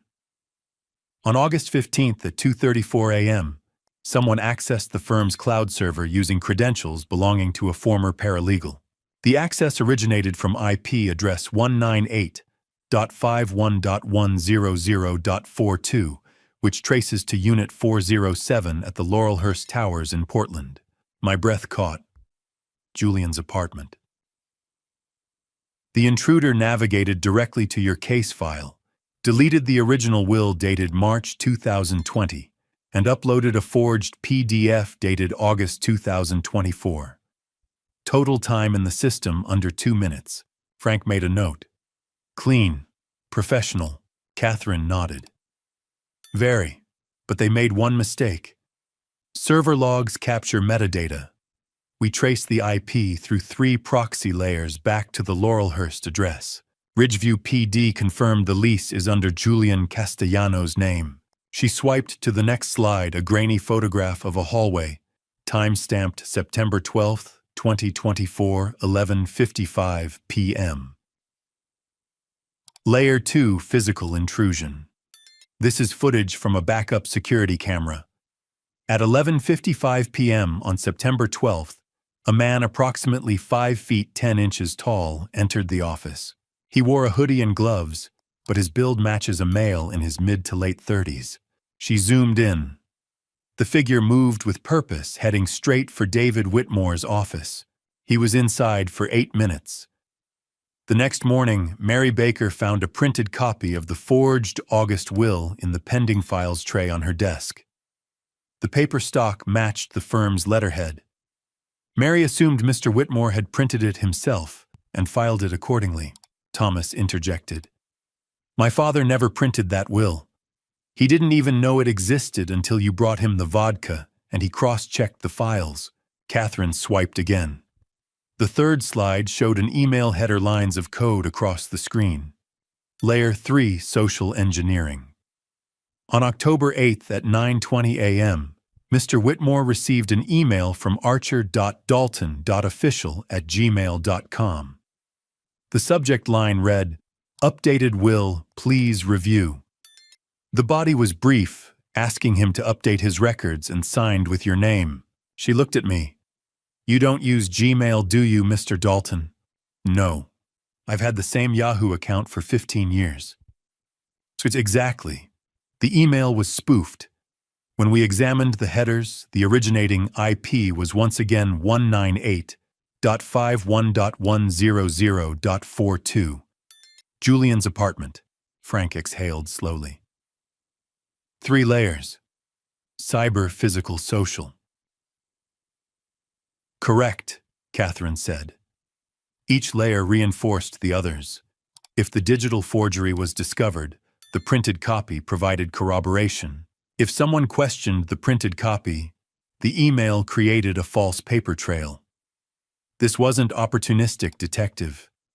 This was premeditated, methodical, and executed over a 2-month period. I stared at the dates on the screen. August 15th, September 12th, October 8th. Julian had started planning this in mid-August, weeks before my birthday, weeks before he sent the poisoned vodka.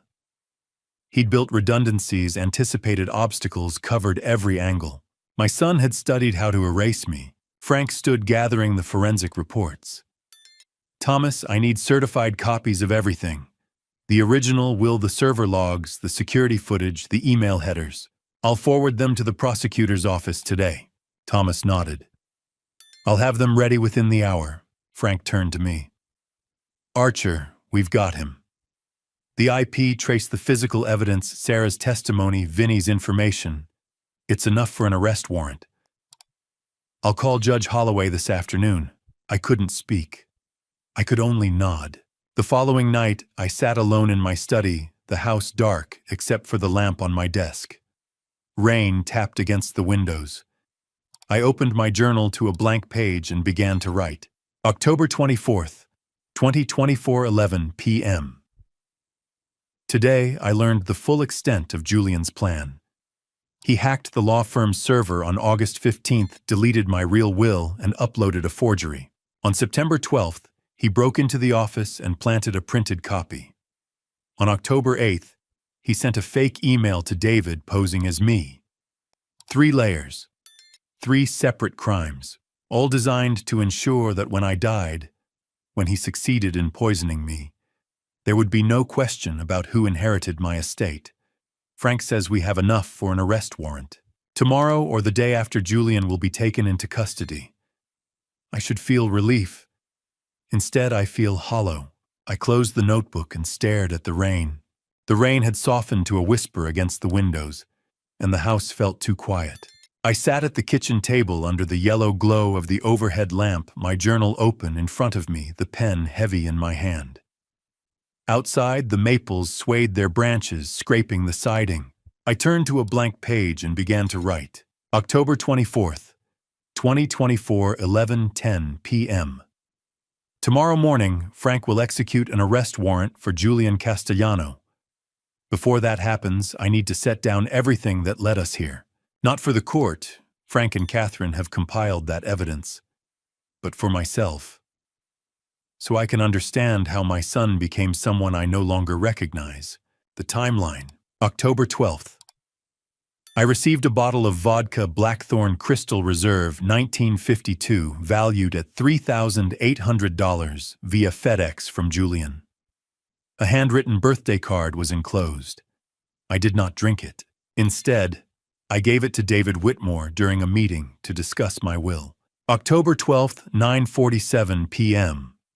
Margaret Whitmore called to report that David had collapsed with severe cardiac arrhythmia after drinking approximately 50 milliliters of the vodka. He was hospitalized. I became the primary suspect. October 14th. Toxicology confirmed the vodka contained aconitine, a lethal poison. David survived only because he drank a small amount. That same day, Dr. Brennan discovered my heart medication had been swapped with amlodipine, a calcium channel blocker. If I had taken it during an angina attack, I would have died. October 15th. Julian called me. I recorded the conversation. He asked if I had drunk the vodka, then asked which friend had received it. His tone revealed he knew David had consumed it. October 16th. I discovered a broken thread trap and a rotated dummy camera indicating an intruder had bypassed my alarm overnight. Forensic analysis matched Julian's handwriting. I was cleared as a suspect. IT forensics revealed Julian had hacked Whitmore and Associates' server in August to alter my will. October 17th. I received an unmarked envelope containing a photograph of my house, time-stamped 11:47 p.m. on October 16th. That morning, I suffered a severe angina attack and nearly took the fake medication. Dr. Brennan arrived with verified nitroglycerin and saved my life. October 18th, 2:34 a.m. Vincent Russo, an associate of the Benedetti crime family, broke into my home. He informed me that Julian owed $300,000 in gambling debts and had used my $500,000 life insurance policy as collateral. Julian had planned my death to collect the payout. October 20th. My granddaughter Emma called. She disclosed that Julian had told her we're going to be rich soon, and that he frequently spoke with someone named Vinny. She mentioned overhearing Julian discuss my name and the word insurance. October 21st. I met with Sarah Castellano. She confirmed that Julian owed gambling debts and that Vinny had been following their family for 6 months. She stated that Julian had threatened to abandon her and Emma if she spoke to anyone. She agreed to testify in exchange for immunity. October 23rd, Thomas Whitmore Jr. and Catherine Walsh presented evidence of Julian's 3-layer attack. Cyber intrusion, August 15th. Julian accessed the firm's server from his Portland apartment, deleted my original will, and uploaded a forged version. Physical intrusion, September 12th, Julian entered the office, printed the forged will, and planted it. Email spoofing, October 8th, Julian sent a fake email impersonating me, instructing David to update my will. Frank confirmed we have sufficient evidence for an arrest warrant. I set the pen down and flexed my fingers. My handwriting had grown unsteady toward the end, the letters slanting and compressed. I read the entry twice, then closed the journal. The facts were there. The timeline was clear. But facts alone couldn't explain the hollow ache that had settled behind my ribs.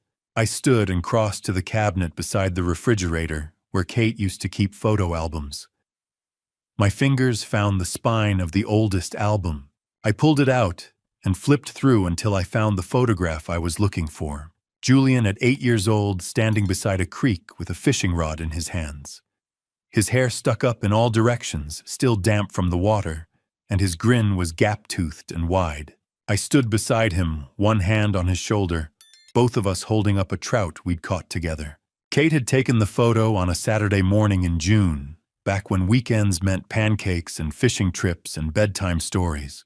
Back when my son had been a boy who laughed at my jokes and asked 100 questions. I carried the photograph to the table and sat down again, setting it beside the journal.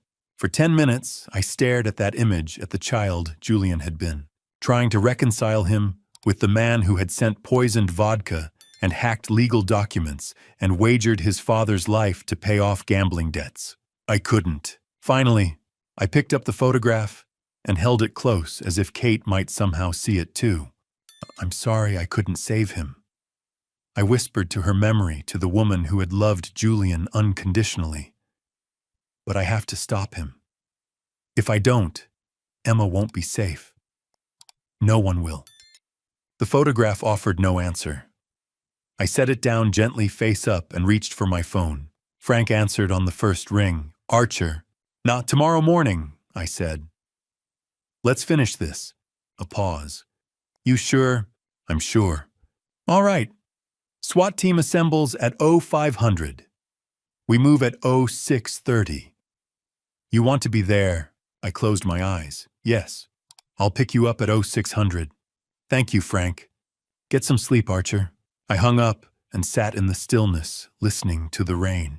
At 6:47 the next morning, I sat in the passenger seat of Frank's unmarked sedan, parked 50 meters from the Laurelhurst Towers in Portland. Dawn had broken gray and cold, the city wrapped in fog.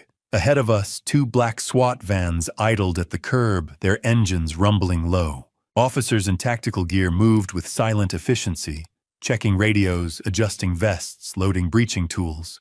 Frank glanced at me. Last chance to wait at the station. I shook my head. I need to see it. He nodded and keyed his radio. All units, this is Miller. Proceed on my mark.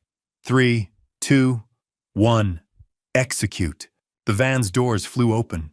All right, we're at the breaking point.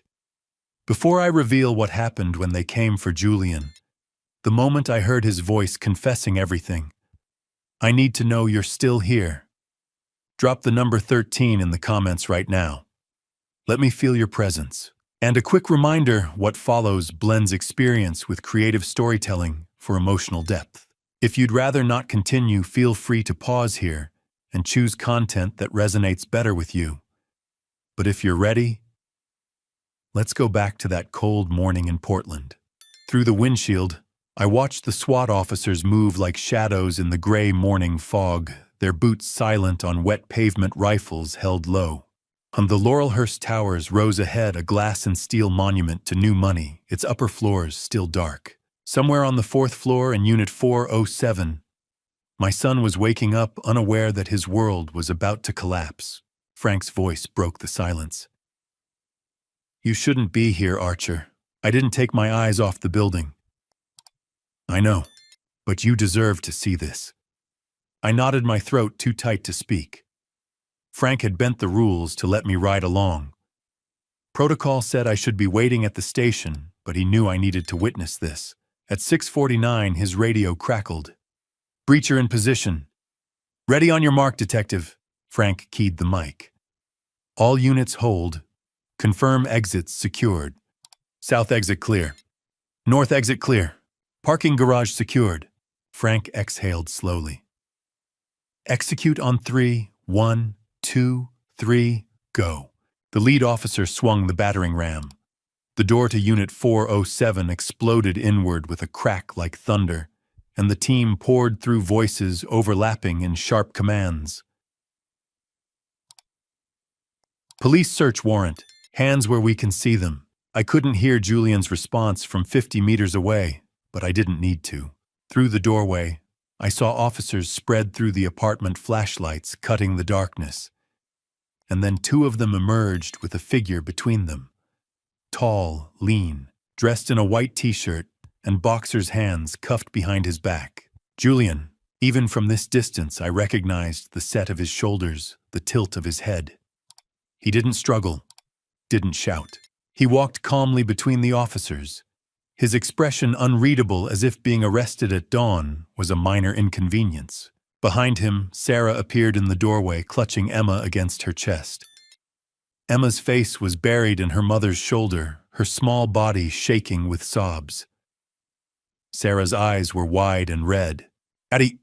Emma's scream cut through the fog, high and desperate, and my chest cracked open. Frank put a hand on my arm. "Stay in the car, Archer." I stayed. At 7:15, as officers were loading Julian into a transport van, a black sedan pulled up. The driver's door opened, and Vincent Russo stepped out, dressed in a dark suit, his face impassive. He walked directly to Frank and handed him a small object wrapped in a plastic evidence bag. A USB drive. Frank held it up to the light. "This, the recording. October 10th. Julian and my former employers. Everything you need." Vinny's Brooklyn accent was flat, businesslike. "I've already spoken with the prosecutor's office. Full cooperation in exchange for immunity. My lawyer has the paperwork." "And when did you record this?" 2 weeks before the vodka was delivered. Julian called to confirm the timeline. I recorded it as insurance. Didn't want to end up holding the bag if things went sideways. Vinny glanced at the transport van. "Looks like they did." Frank pocketed the drive. "You'll need to testify."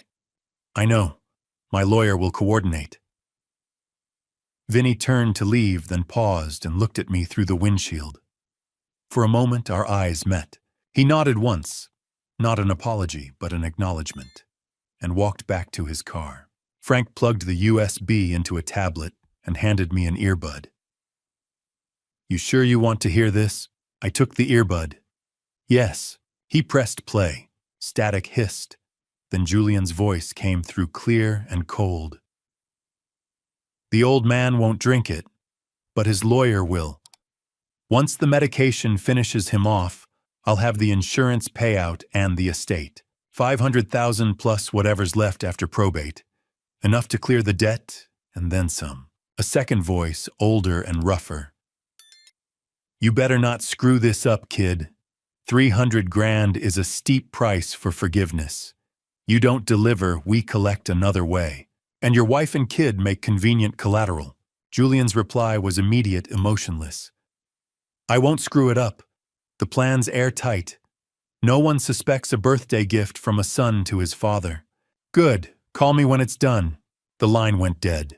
I pulled the earbud out my hands, trembling. Frank took the tablet without a word. Through the transport van's window, I could see Julian's profile, still calm, still unreadable.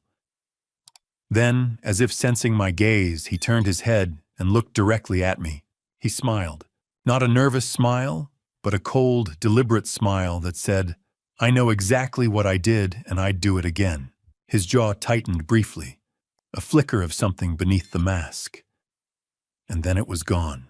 For 5 seconds, we stared at each other across 50 meters of wet pavement, father and son, and I saw nothing in his eyes I recognized. Then the van pulled away. Emma broke free from Sarah and ran toward the street, her small legs pumping, her voice breaking. "Daddy, Daddy, don't leave me." I was out of the car before I realized I'd moved, crossing the distance in long strides, catching her before she reached the curb. She collapsed against me, her sobs wrenching and raw, and I held her the way I used to hold Julian when he was small. "And it's okay, sweetheart," I whispered, though it wasn't, though nothing about this was okay. "It's okay. I've got you." Sarah reached us a moment later, her face pale and hollow. "Archer, I'm so sorry. I didn't know. I swear I didn't." "I know," I said quietly. "Take her home. Frank will call you later about the trial." She nodded, taking Emma's hand, and led her back toward the building. At 10 o'clock that morning, I sat in a windowless interrogation room at Portland Police Headquarters, staring at the two-way mirror on the far wall. Frank stood beside me, arms crossed. The door opened. 2 officers led Julian inside, still cuffed, still calm. They seated him across the table from me and stepped back, flanking the door. Julian looked at me and smiled again. "Hello, Dad." The interrogation room was small and windowless, lit by a single fluorescent panel that hummed like a dying wasp. A metal table bolted to the floor separated us, its surface scarred with initials and crude drawings left by 1,000 suspects before my son. Julian sat across from me, his hands cuffed in front of him, resting on the table. His white t-shirt was wrinkled, his hair uncombed, but his posture was relaxed, almost casual, as if this were a coffee shop conversation rather than the prelude to a murder trial. Frank stood in the corner with a uniformed officer, arms crossed, watching us both. The air smelled like old coffee and industrial cleaner. Julian tilted his head, studying me the way you'd study a chessboard, calculating his next move. "So, what now, Dad? You going to tell me how disappointed you are?" I didn't answer immediately. I couldn't. My throat felt like it was packed with gravel, and my hands were shaking so badly I had to grip the edge of the table to keep them still. Frank stepped forward. "Archer, you don't have to do this. We have everything we need for the case. You can wait outside." I shook my head. "I need to talk to him." Frank glanced at Julian. "You willing to speak with your father, just the two of you?" Julian's eyes flicked between us, a faint smile tugging at the corner of his mouth. "Sure. Why not last chance for a heart-to-heart, right?" Frank's jaw tightened, but he nodded. He gestured to the officer, and the two of them stepped out of the room, the door clicking shut behind them. I knew Frank would be standing behind the one-way mirror on the far wall, watching, listening, recording every word. But for the next 10 minutes, it would just be me and Julian, alone. "Why?" I said finally, my voice barely above a whisper. "Why, Julian? I gave you everything." He laughed, short, bitter, empty. "Everything you gave me: lectures, Dad. Rules. Curfews. Do the right thing, Julian. Be honest, Julian. Work hard, Julian. I know. You gave me a childhood full of disappointments disguised as lessons. I gave you a home, an education. I was there for every birthday, every baseball game, every baseball game where you showed up late because you were chasing some case that mattered more than I did." His tone was flat, rehearsed, as if he'd been practicing this speech for years. "Mom died because you were too busy playing the hero detective to notice she was sick." The words hit me like a fist. "Your mother had cancer, Julian. Stage 4 pancreatic cancer. By the time we found it, there was nothing anyone could do. I sat by her bed every single day for 8 months. I held her hand when and you still couldn't save her. He leaned forward, his cuffed hands sliding across the table. You couldn't save her, and you couldn't save me. So yeah, Dad, forgive me if I don't see you as some kind of saint. I stared at him, trying to find the boy I used to know in the stranger sitting across from me. This isn't about your mother. This is about you owing $300,000 to a crime family and deciding the easiest way out was to poison your own father. Not poison, insurance. Julian shrugged, the gesture so casual it made my stomach turn. The Benedettis were going to finish me. You think I wanted to do this? You were just convenient. The policy was already in place. You're old, you have a heart condition. No one would have questioned it if you'd had another attack and didn't wake up. Convenient. I repeated the word slowly, tasting its ugliness. That's what I am to you, convenient. Yeah, he didn't blink. That's what you are. I closed my eyes, trying to breathe through the pain radiating from my chest. Not angina this time. Just grief. What about Emma? I asked, finally opening my eyes. What about your daughter? She's 10 years old, Julian. She watched you get arrested this morning. She screamed for you. For the first time, Julian's mask slipped. His eyes flicked away from mine just for a second, and he blinked, once quick and involuntary, as if the question had caught him off guard. Then the coldness returned. She'll be fine, he said, his voice too steady, too controlled. Kids are resilient. Sarah will remarry eventually. Emma won't even remember me in a few years. You don't believe that? I have to. He looked down at his cuffed hands, turning them over, as if noticing them for the first time. Because if I don't, then I have to admit I destroyed my daughter's life along with yours, and I'm not ready to do that yet. I stood slowly, my legs unsteady, and placed both hands flat on the table. I loved you, Julian. I still do. But I can't protect you from this. I won't. He didn't look up. I know. You tried to kill me. You poisoned David. You forged my will, hacked a law firm, swapped my medication. You put your wife and daughter in danger. You don't get to walk away from this. I'm not asking to. His voice was quiet now, drained of the bravado he'd worn like armor. I knew what I was doing, Dad. I knew it would end like this. I thought I'd have more time. I thought the plan was better than it was. I turned toward the door, then stopped. Do you regret it? Silence. Do you regret trying to end my life so you could pay off your debts? Julian lifted his head, and for a moment I saw something raw and unguarded in his eyes. Not remorse exactly, but exhaustion. The exhaustion of a man who'd spent years running from consequences and had finally been caught. No, he said softly. I don't. I needed the money. You were in the way. That's all it was. I nodded, the last fragile thread of hope snapping inside me. Then we're done here. I walked to the door and knocked twice. Frank opened it immediately, his expression unreadable. Take him back to holding, I said without looking at Julian again. We're finished. As I stepped into the hallway, I heard Julian's voice one last time, faint and empty. Goodbye, Dad. I didn't turn around. 6 weeks later, on the morning of December 8th, I stood outside courtroom 3B at the Ridgeview County Courthouse, adjusting the knot of my tie with hands that still shook when I thought too hard about what was coming. The hallway smelled like floor polish and old wood, and the winter light slanting through the tall windows made everything look washed out and gray. Frank appeared beside me holding 2 paper cups of coffee. He handed me one without a word. You ready? He asked. I took a sip, the coffee bitter and scalding. No. Good. That means you're still human. The courtroom doors opened and a bailiff gestured for us to enter. The trial was about to begin. Courtroom 3B smelled like polished wood and old anxiety, the kind of scent that seeps into walls after decades of verdicts. I sat in the third row behind the prosecution table, my hands folded to keep them from shaking. Ahead of me, Julian sat beside his attorney, Rebecca Hayes, dressed in a gray suit that made him look almost innocent.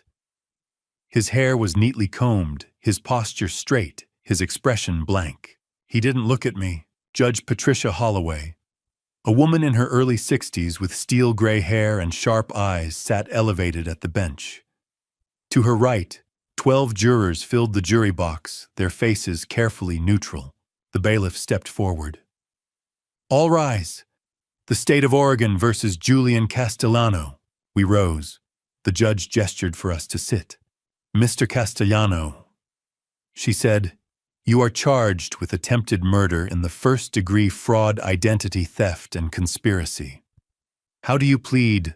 Julian stood shoulders square. "Not guilty, Your Honor." His voice was steady, confident. I felt something twist in my chest. Very well." Judge Holloway nodded to the prosecution table. "Mr. Morrison, your opening statement." James Morrison rose, a man in his early 40s with controlled energy. He buttoned his suit jacket and faced the jury. "Ladies and gentlemen, over the next few days, you will hear a story about greed, betrayal, and cold calculation. Julian Castellano planned to end his father's life for money, not in passion, not in self-defense, but methodically over 2 months, using poison-forged documents and stolen identity." He paced slowly. "The evidence will show that Mr. Castellano sent his father a bottle of vodka laced with aconitine, a lethal toxin. When his father refused to drink it, the vodka was given to David Whitmore, the family's lawyer. Mr. Whitmore consumed approximately 50 milliliters and nearly died." Morrison paused. "You will also hear that Mr. Castellano swapped his father's heart medication with a dangerous substitute, hacked a law firm's system to forge a will, leaving him the entire estate, and used a $500,000 life insurance policy as collateral for gambling debts." He turned to face Julian. "This was not a mistake. This was attempted murder, premeditated and deliberate." Judge Holloway nodded to the defense. "Ms. Hayes," Rebecca Hayes stood approaching the jury box with calm deliberation. "Ladies and gentlemen, my client made mistakes, serious mistakes. But mistakes born of fear, not malice. Julian Castellano owed $300,000 to a criminal organization that threatened his life and the lives of his wife and daughter. He was desperate. He panicked." She gestured toward Julian. "But the prosecution wants you to believe Julian is a cold-blooded killer. That's not true. Julian was a man drowning in debt, manipulated by criminals trying to protect his family the only way he knew how." She sat down. The jurors exchanged garters. The prosecution called its first witness. "Dr. Michael Brennan, please take the stand." Dr. Brennan testified about David Whitmore's aconitine poisoning and the swapped medication in my prescription. Morrison presented the evidence bags containing both. David Whitmore was next. When Morrison asked him to describe October 12th, David's voice was steady but quiet. "Archer brought me a bottle of vodka as a gift. I drank approximately 2 ounces. Within an hour, I was experiencing severe chest pain. At the hospital, doctors told me I'd been poisoned." Catherine Walsh took the stand next, presenting server logs showing Julian's apartment as the source of the hacked will. Chaktatin. The digital will was uploaded from IP address 198.51.100.42 at 2:34 a.m. on August 15th. That address corresponds to Unit 407 at the Laurelhurst Towers, leased to Julian Castellano. At 2 o'clock, Morrison called my name. "The state calls Archer Dalton." I walked to the witness stand, placed my hand on the Bible, and swore to tell the truth. Morrison approached. "Mr. Dalton, did your son know about your heart condition?" Yes. He visited me in 2021. I showed him my prescriptions and the vodka bottle. Who sent it?" "Julian. It arrived via FedEx on my birthday. I didn't trust him, so I gave it to David Whitmore. David nearly died because of my instinct." I paused. At first, the police suspected me because I delivered the bottle, but the evidence proved Julian was the sender. Rebecca Hayes rose for cross-examination. Mr. Dalton, you and Julian have had a strained relationship for many years, haven't you? Yes. Is it possible someone else tampered with that bottle? No.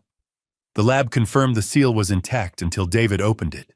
The handwriting matched Julian's.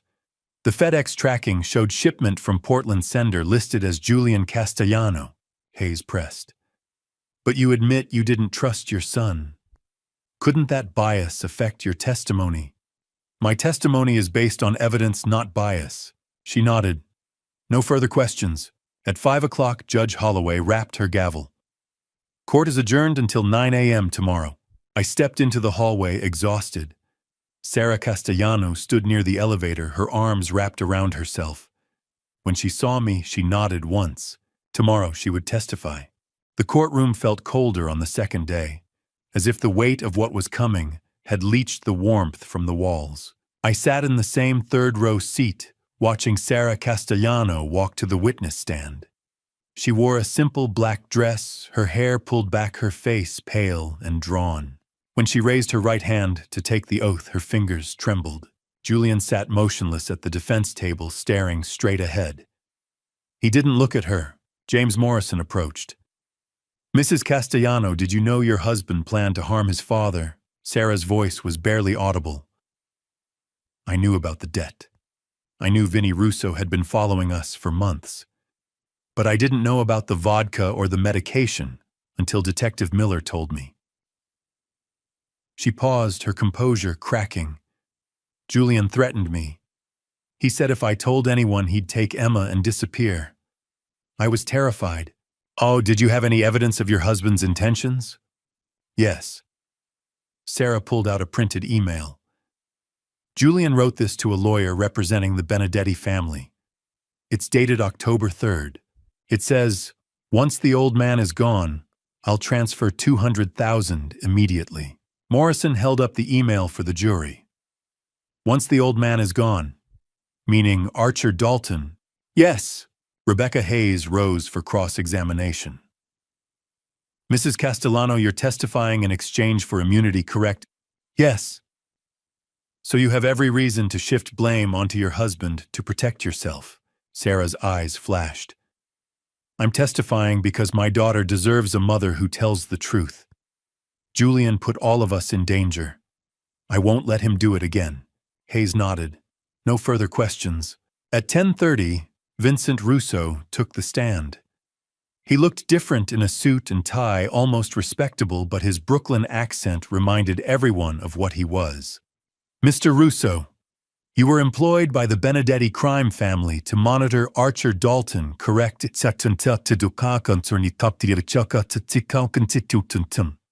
Correct. Why? Julian Castellano owed $300,000. He told my employers he'd pay it off with a life insurance policy. $500,000 payable on his father's death. My job was to make sure the old man didn't run before Julian could collect. Did Julian ever express remorse for his plan? Vinnie's expression didn't change. No. He talked about it like it was a business transaction. When I told him I was pulling out because I don't touch cops, he laughed, said his father was too proud to see it coming. Morrison held up the USB drive. You provided a recording of Julian discussing the plan. Why? Not insurance. I knew if things went sideways, I'd need proof I wasn't calling the shots. Hayes declined to cross-examine. At 2 o'clock, Morrison stood for his closing argument. But ladies and gentlemen, Julian Castellano is guilty of attempted murder in the first degree. Not manslaughter, not a crime of passion. Premeditated, calculated, attempted murder. He gestured toward the evidence table. He sent poisoned vodka. He swapped life-saving medication. He hacked a law firm to forge a will. And when his father refused to drink the vodka and gave it to David Whitmore instead, Julian didn't stop. He didn't call. He didn't warn anyone. He let Mr. Whitmore nearly died, and he let his own father become the prime suspect. Morrison's voice hardened. That is not the behavior of a desperate man. That is cruelty. The evidence is overwhelming. The verdict must be guilty. Rebecca Hayes rose. Ladies and gentlemen, my client made terrible choices, but those choices were driven by fear, not malice. Julian owed $300,000 to a criminal organization that threatened to harm his wife and daughter. He panicked. She paused. But Julian never directly harmed anyone. David Whitmore drank the vodka of his own free will. Archer Dalton never took the fake medication. No one died. This is not attempted murder. At most, this is reckless endangerment. She sat. The courtroom was silent. Judge Holloway addressed the jury. You will now retire to deliberate. A unanimous verdict is required. The jury filed out. The clock read 4:03. I waited in the hallway with Frank Miller drinking bitter coffee and watching the winter sky darken. Frank didn't try to make conversation. He just stood beside me. At 8:15, the bailiff emerged. Jury's back. We filed into the courtroom.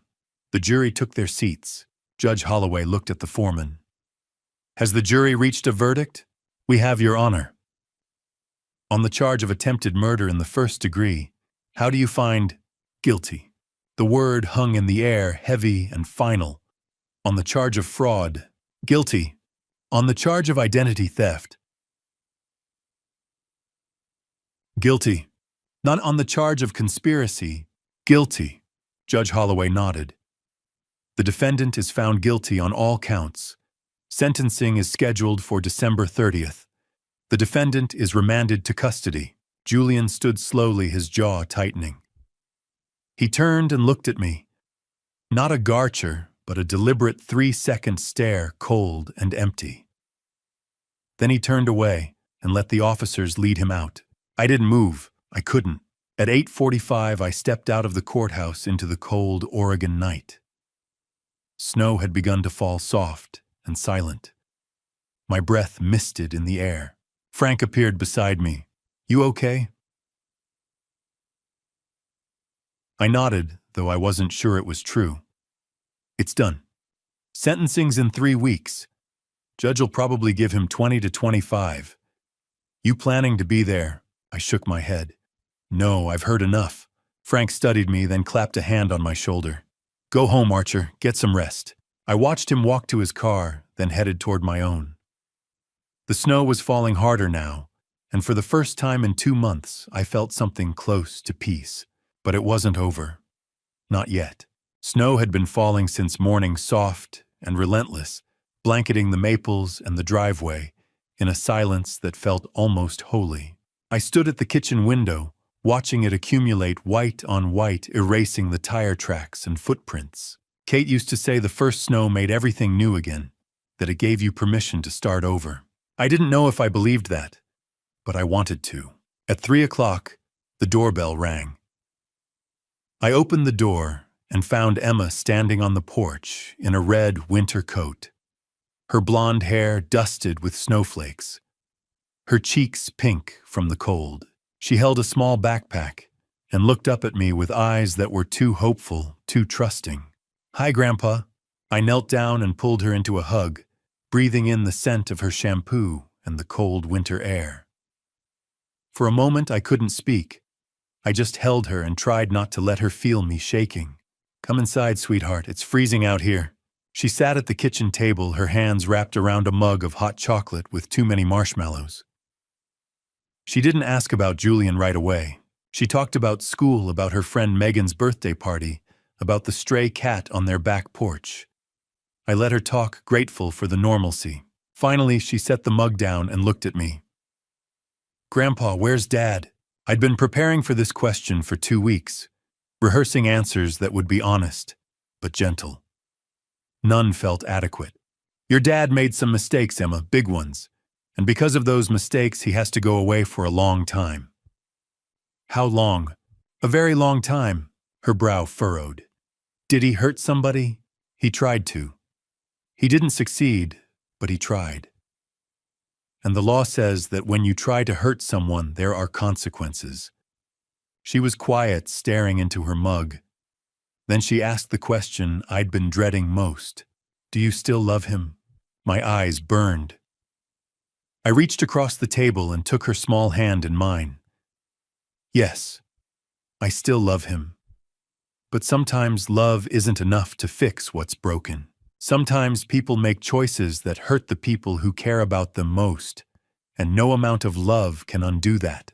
A tear slid down her cheek. I miss him. I know, sweetheart, I do too.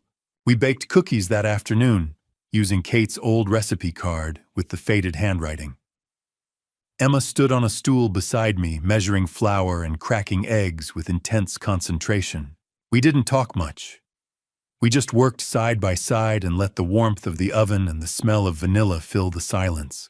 While the first batch cooled, Emma wandered into the living room and found the photo album on the coffee table. She carried it back to the kitchen and climbed onto the stool, flipping through the pages. Is this Dad? I looked over her shoulder. The photograph showed Julian at 8 years old, standing beside a creek with a fishing rod, his grin gap-toothed and wide. I stood beside him, one hand on his shoulder. That's him. We went fishing that day. He caught a trout almost as big as he was. Emma traced the image with one finger. He looks happy. He was. For a long time, he was very happy. What happened? I sat down beside her. He got lost, I think. Life got complicated, and he made choices that took him farther and farther away from the person he used to be. By the time he realized how far he'd gone, he didn't know how to come back. Emma was quiet. Then she said, Do you think he'll ever find his way back? I don't know, sweetheart. I hope so. But hope doesn't always mean things will turn out the way we want. She nodded, solemn and small, and closed the album. At 8 o'clock, Sarah arrived to pick her up. Emma hugged me tightly at the door, her arms wrapped around my waist. I love you, Grandpa. I love you too, Emma. More than you'll ever know. Sarah met my eyes over Emma's head, her expression tired but grateful.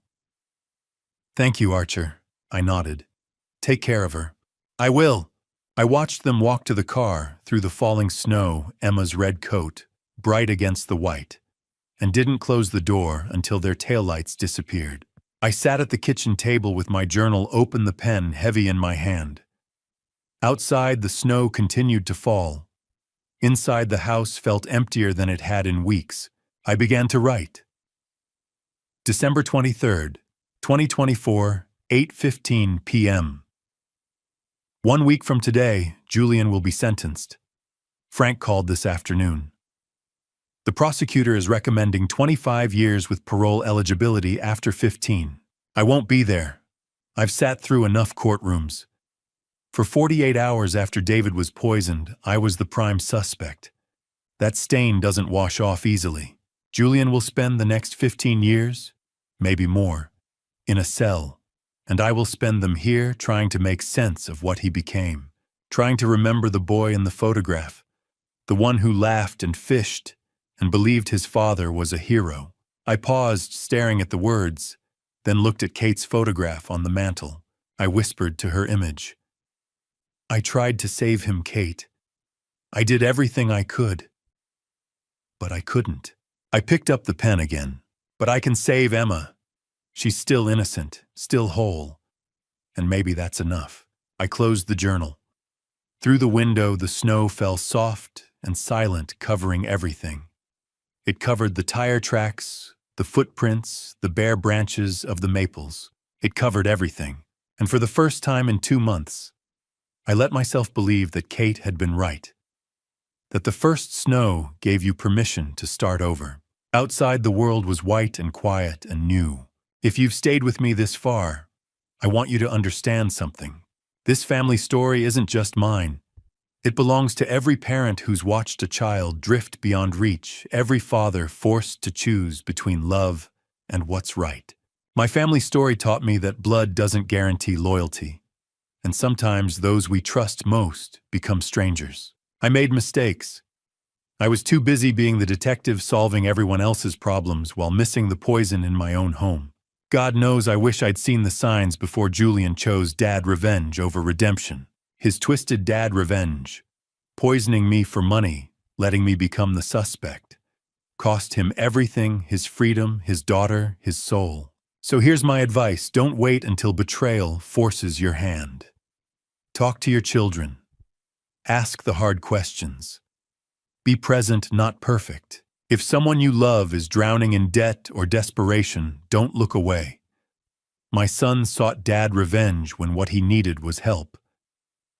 Don't let your family story end like mine. Emma still visits. The snow still falls. And I still believe that some part of the boy I raised is in there lost, but not gone forever. If this moved you or reminded you of your own struggles, please leave a comment below. Share it with someone who needs to hear it. Subscribe so you won't miss what's next. Your support means everything. Thank you for walking this difficult road with me. Disclaimer: this narrative contains fictionalized elements for reflective purposes. If it doesn't resonate, please explore other content better suited to you.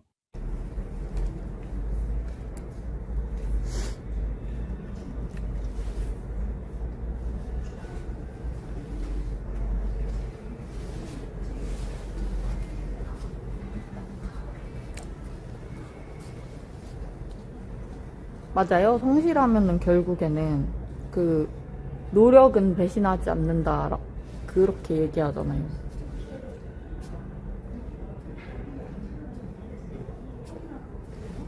근데 그게 이제 지치면 안 되는데 그렇게 하면서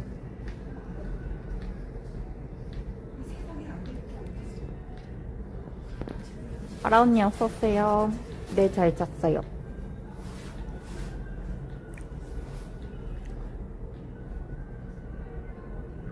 어제 그리고 잠이 안 오는 거예요, 계속.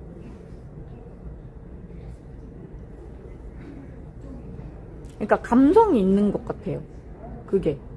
감성이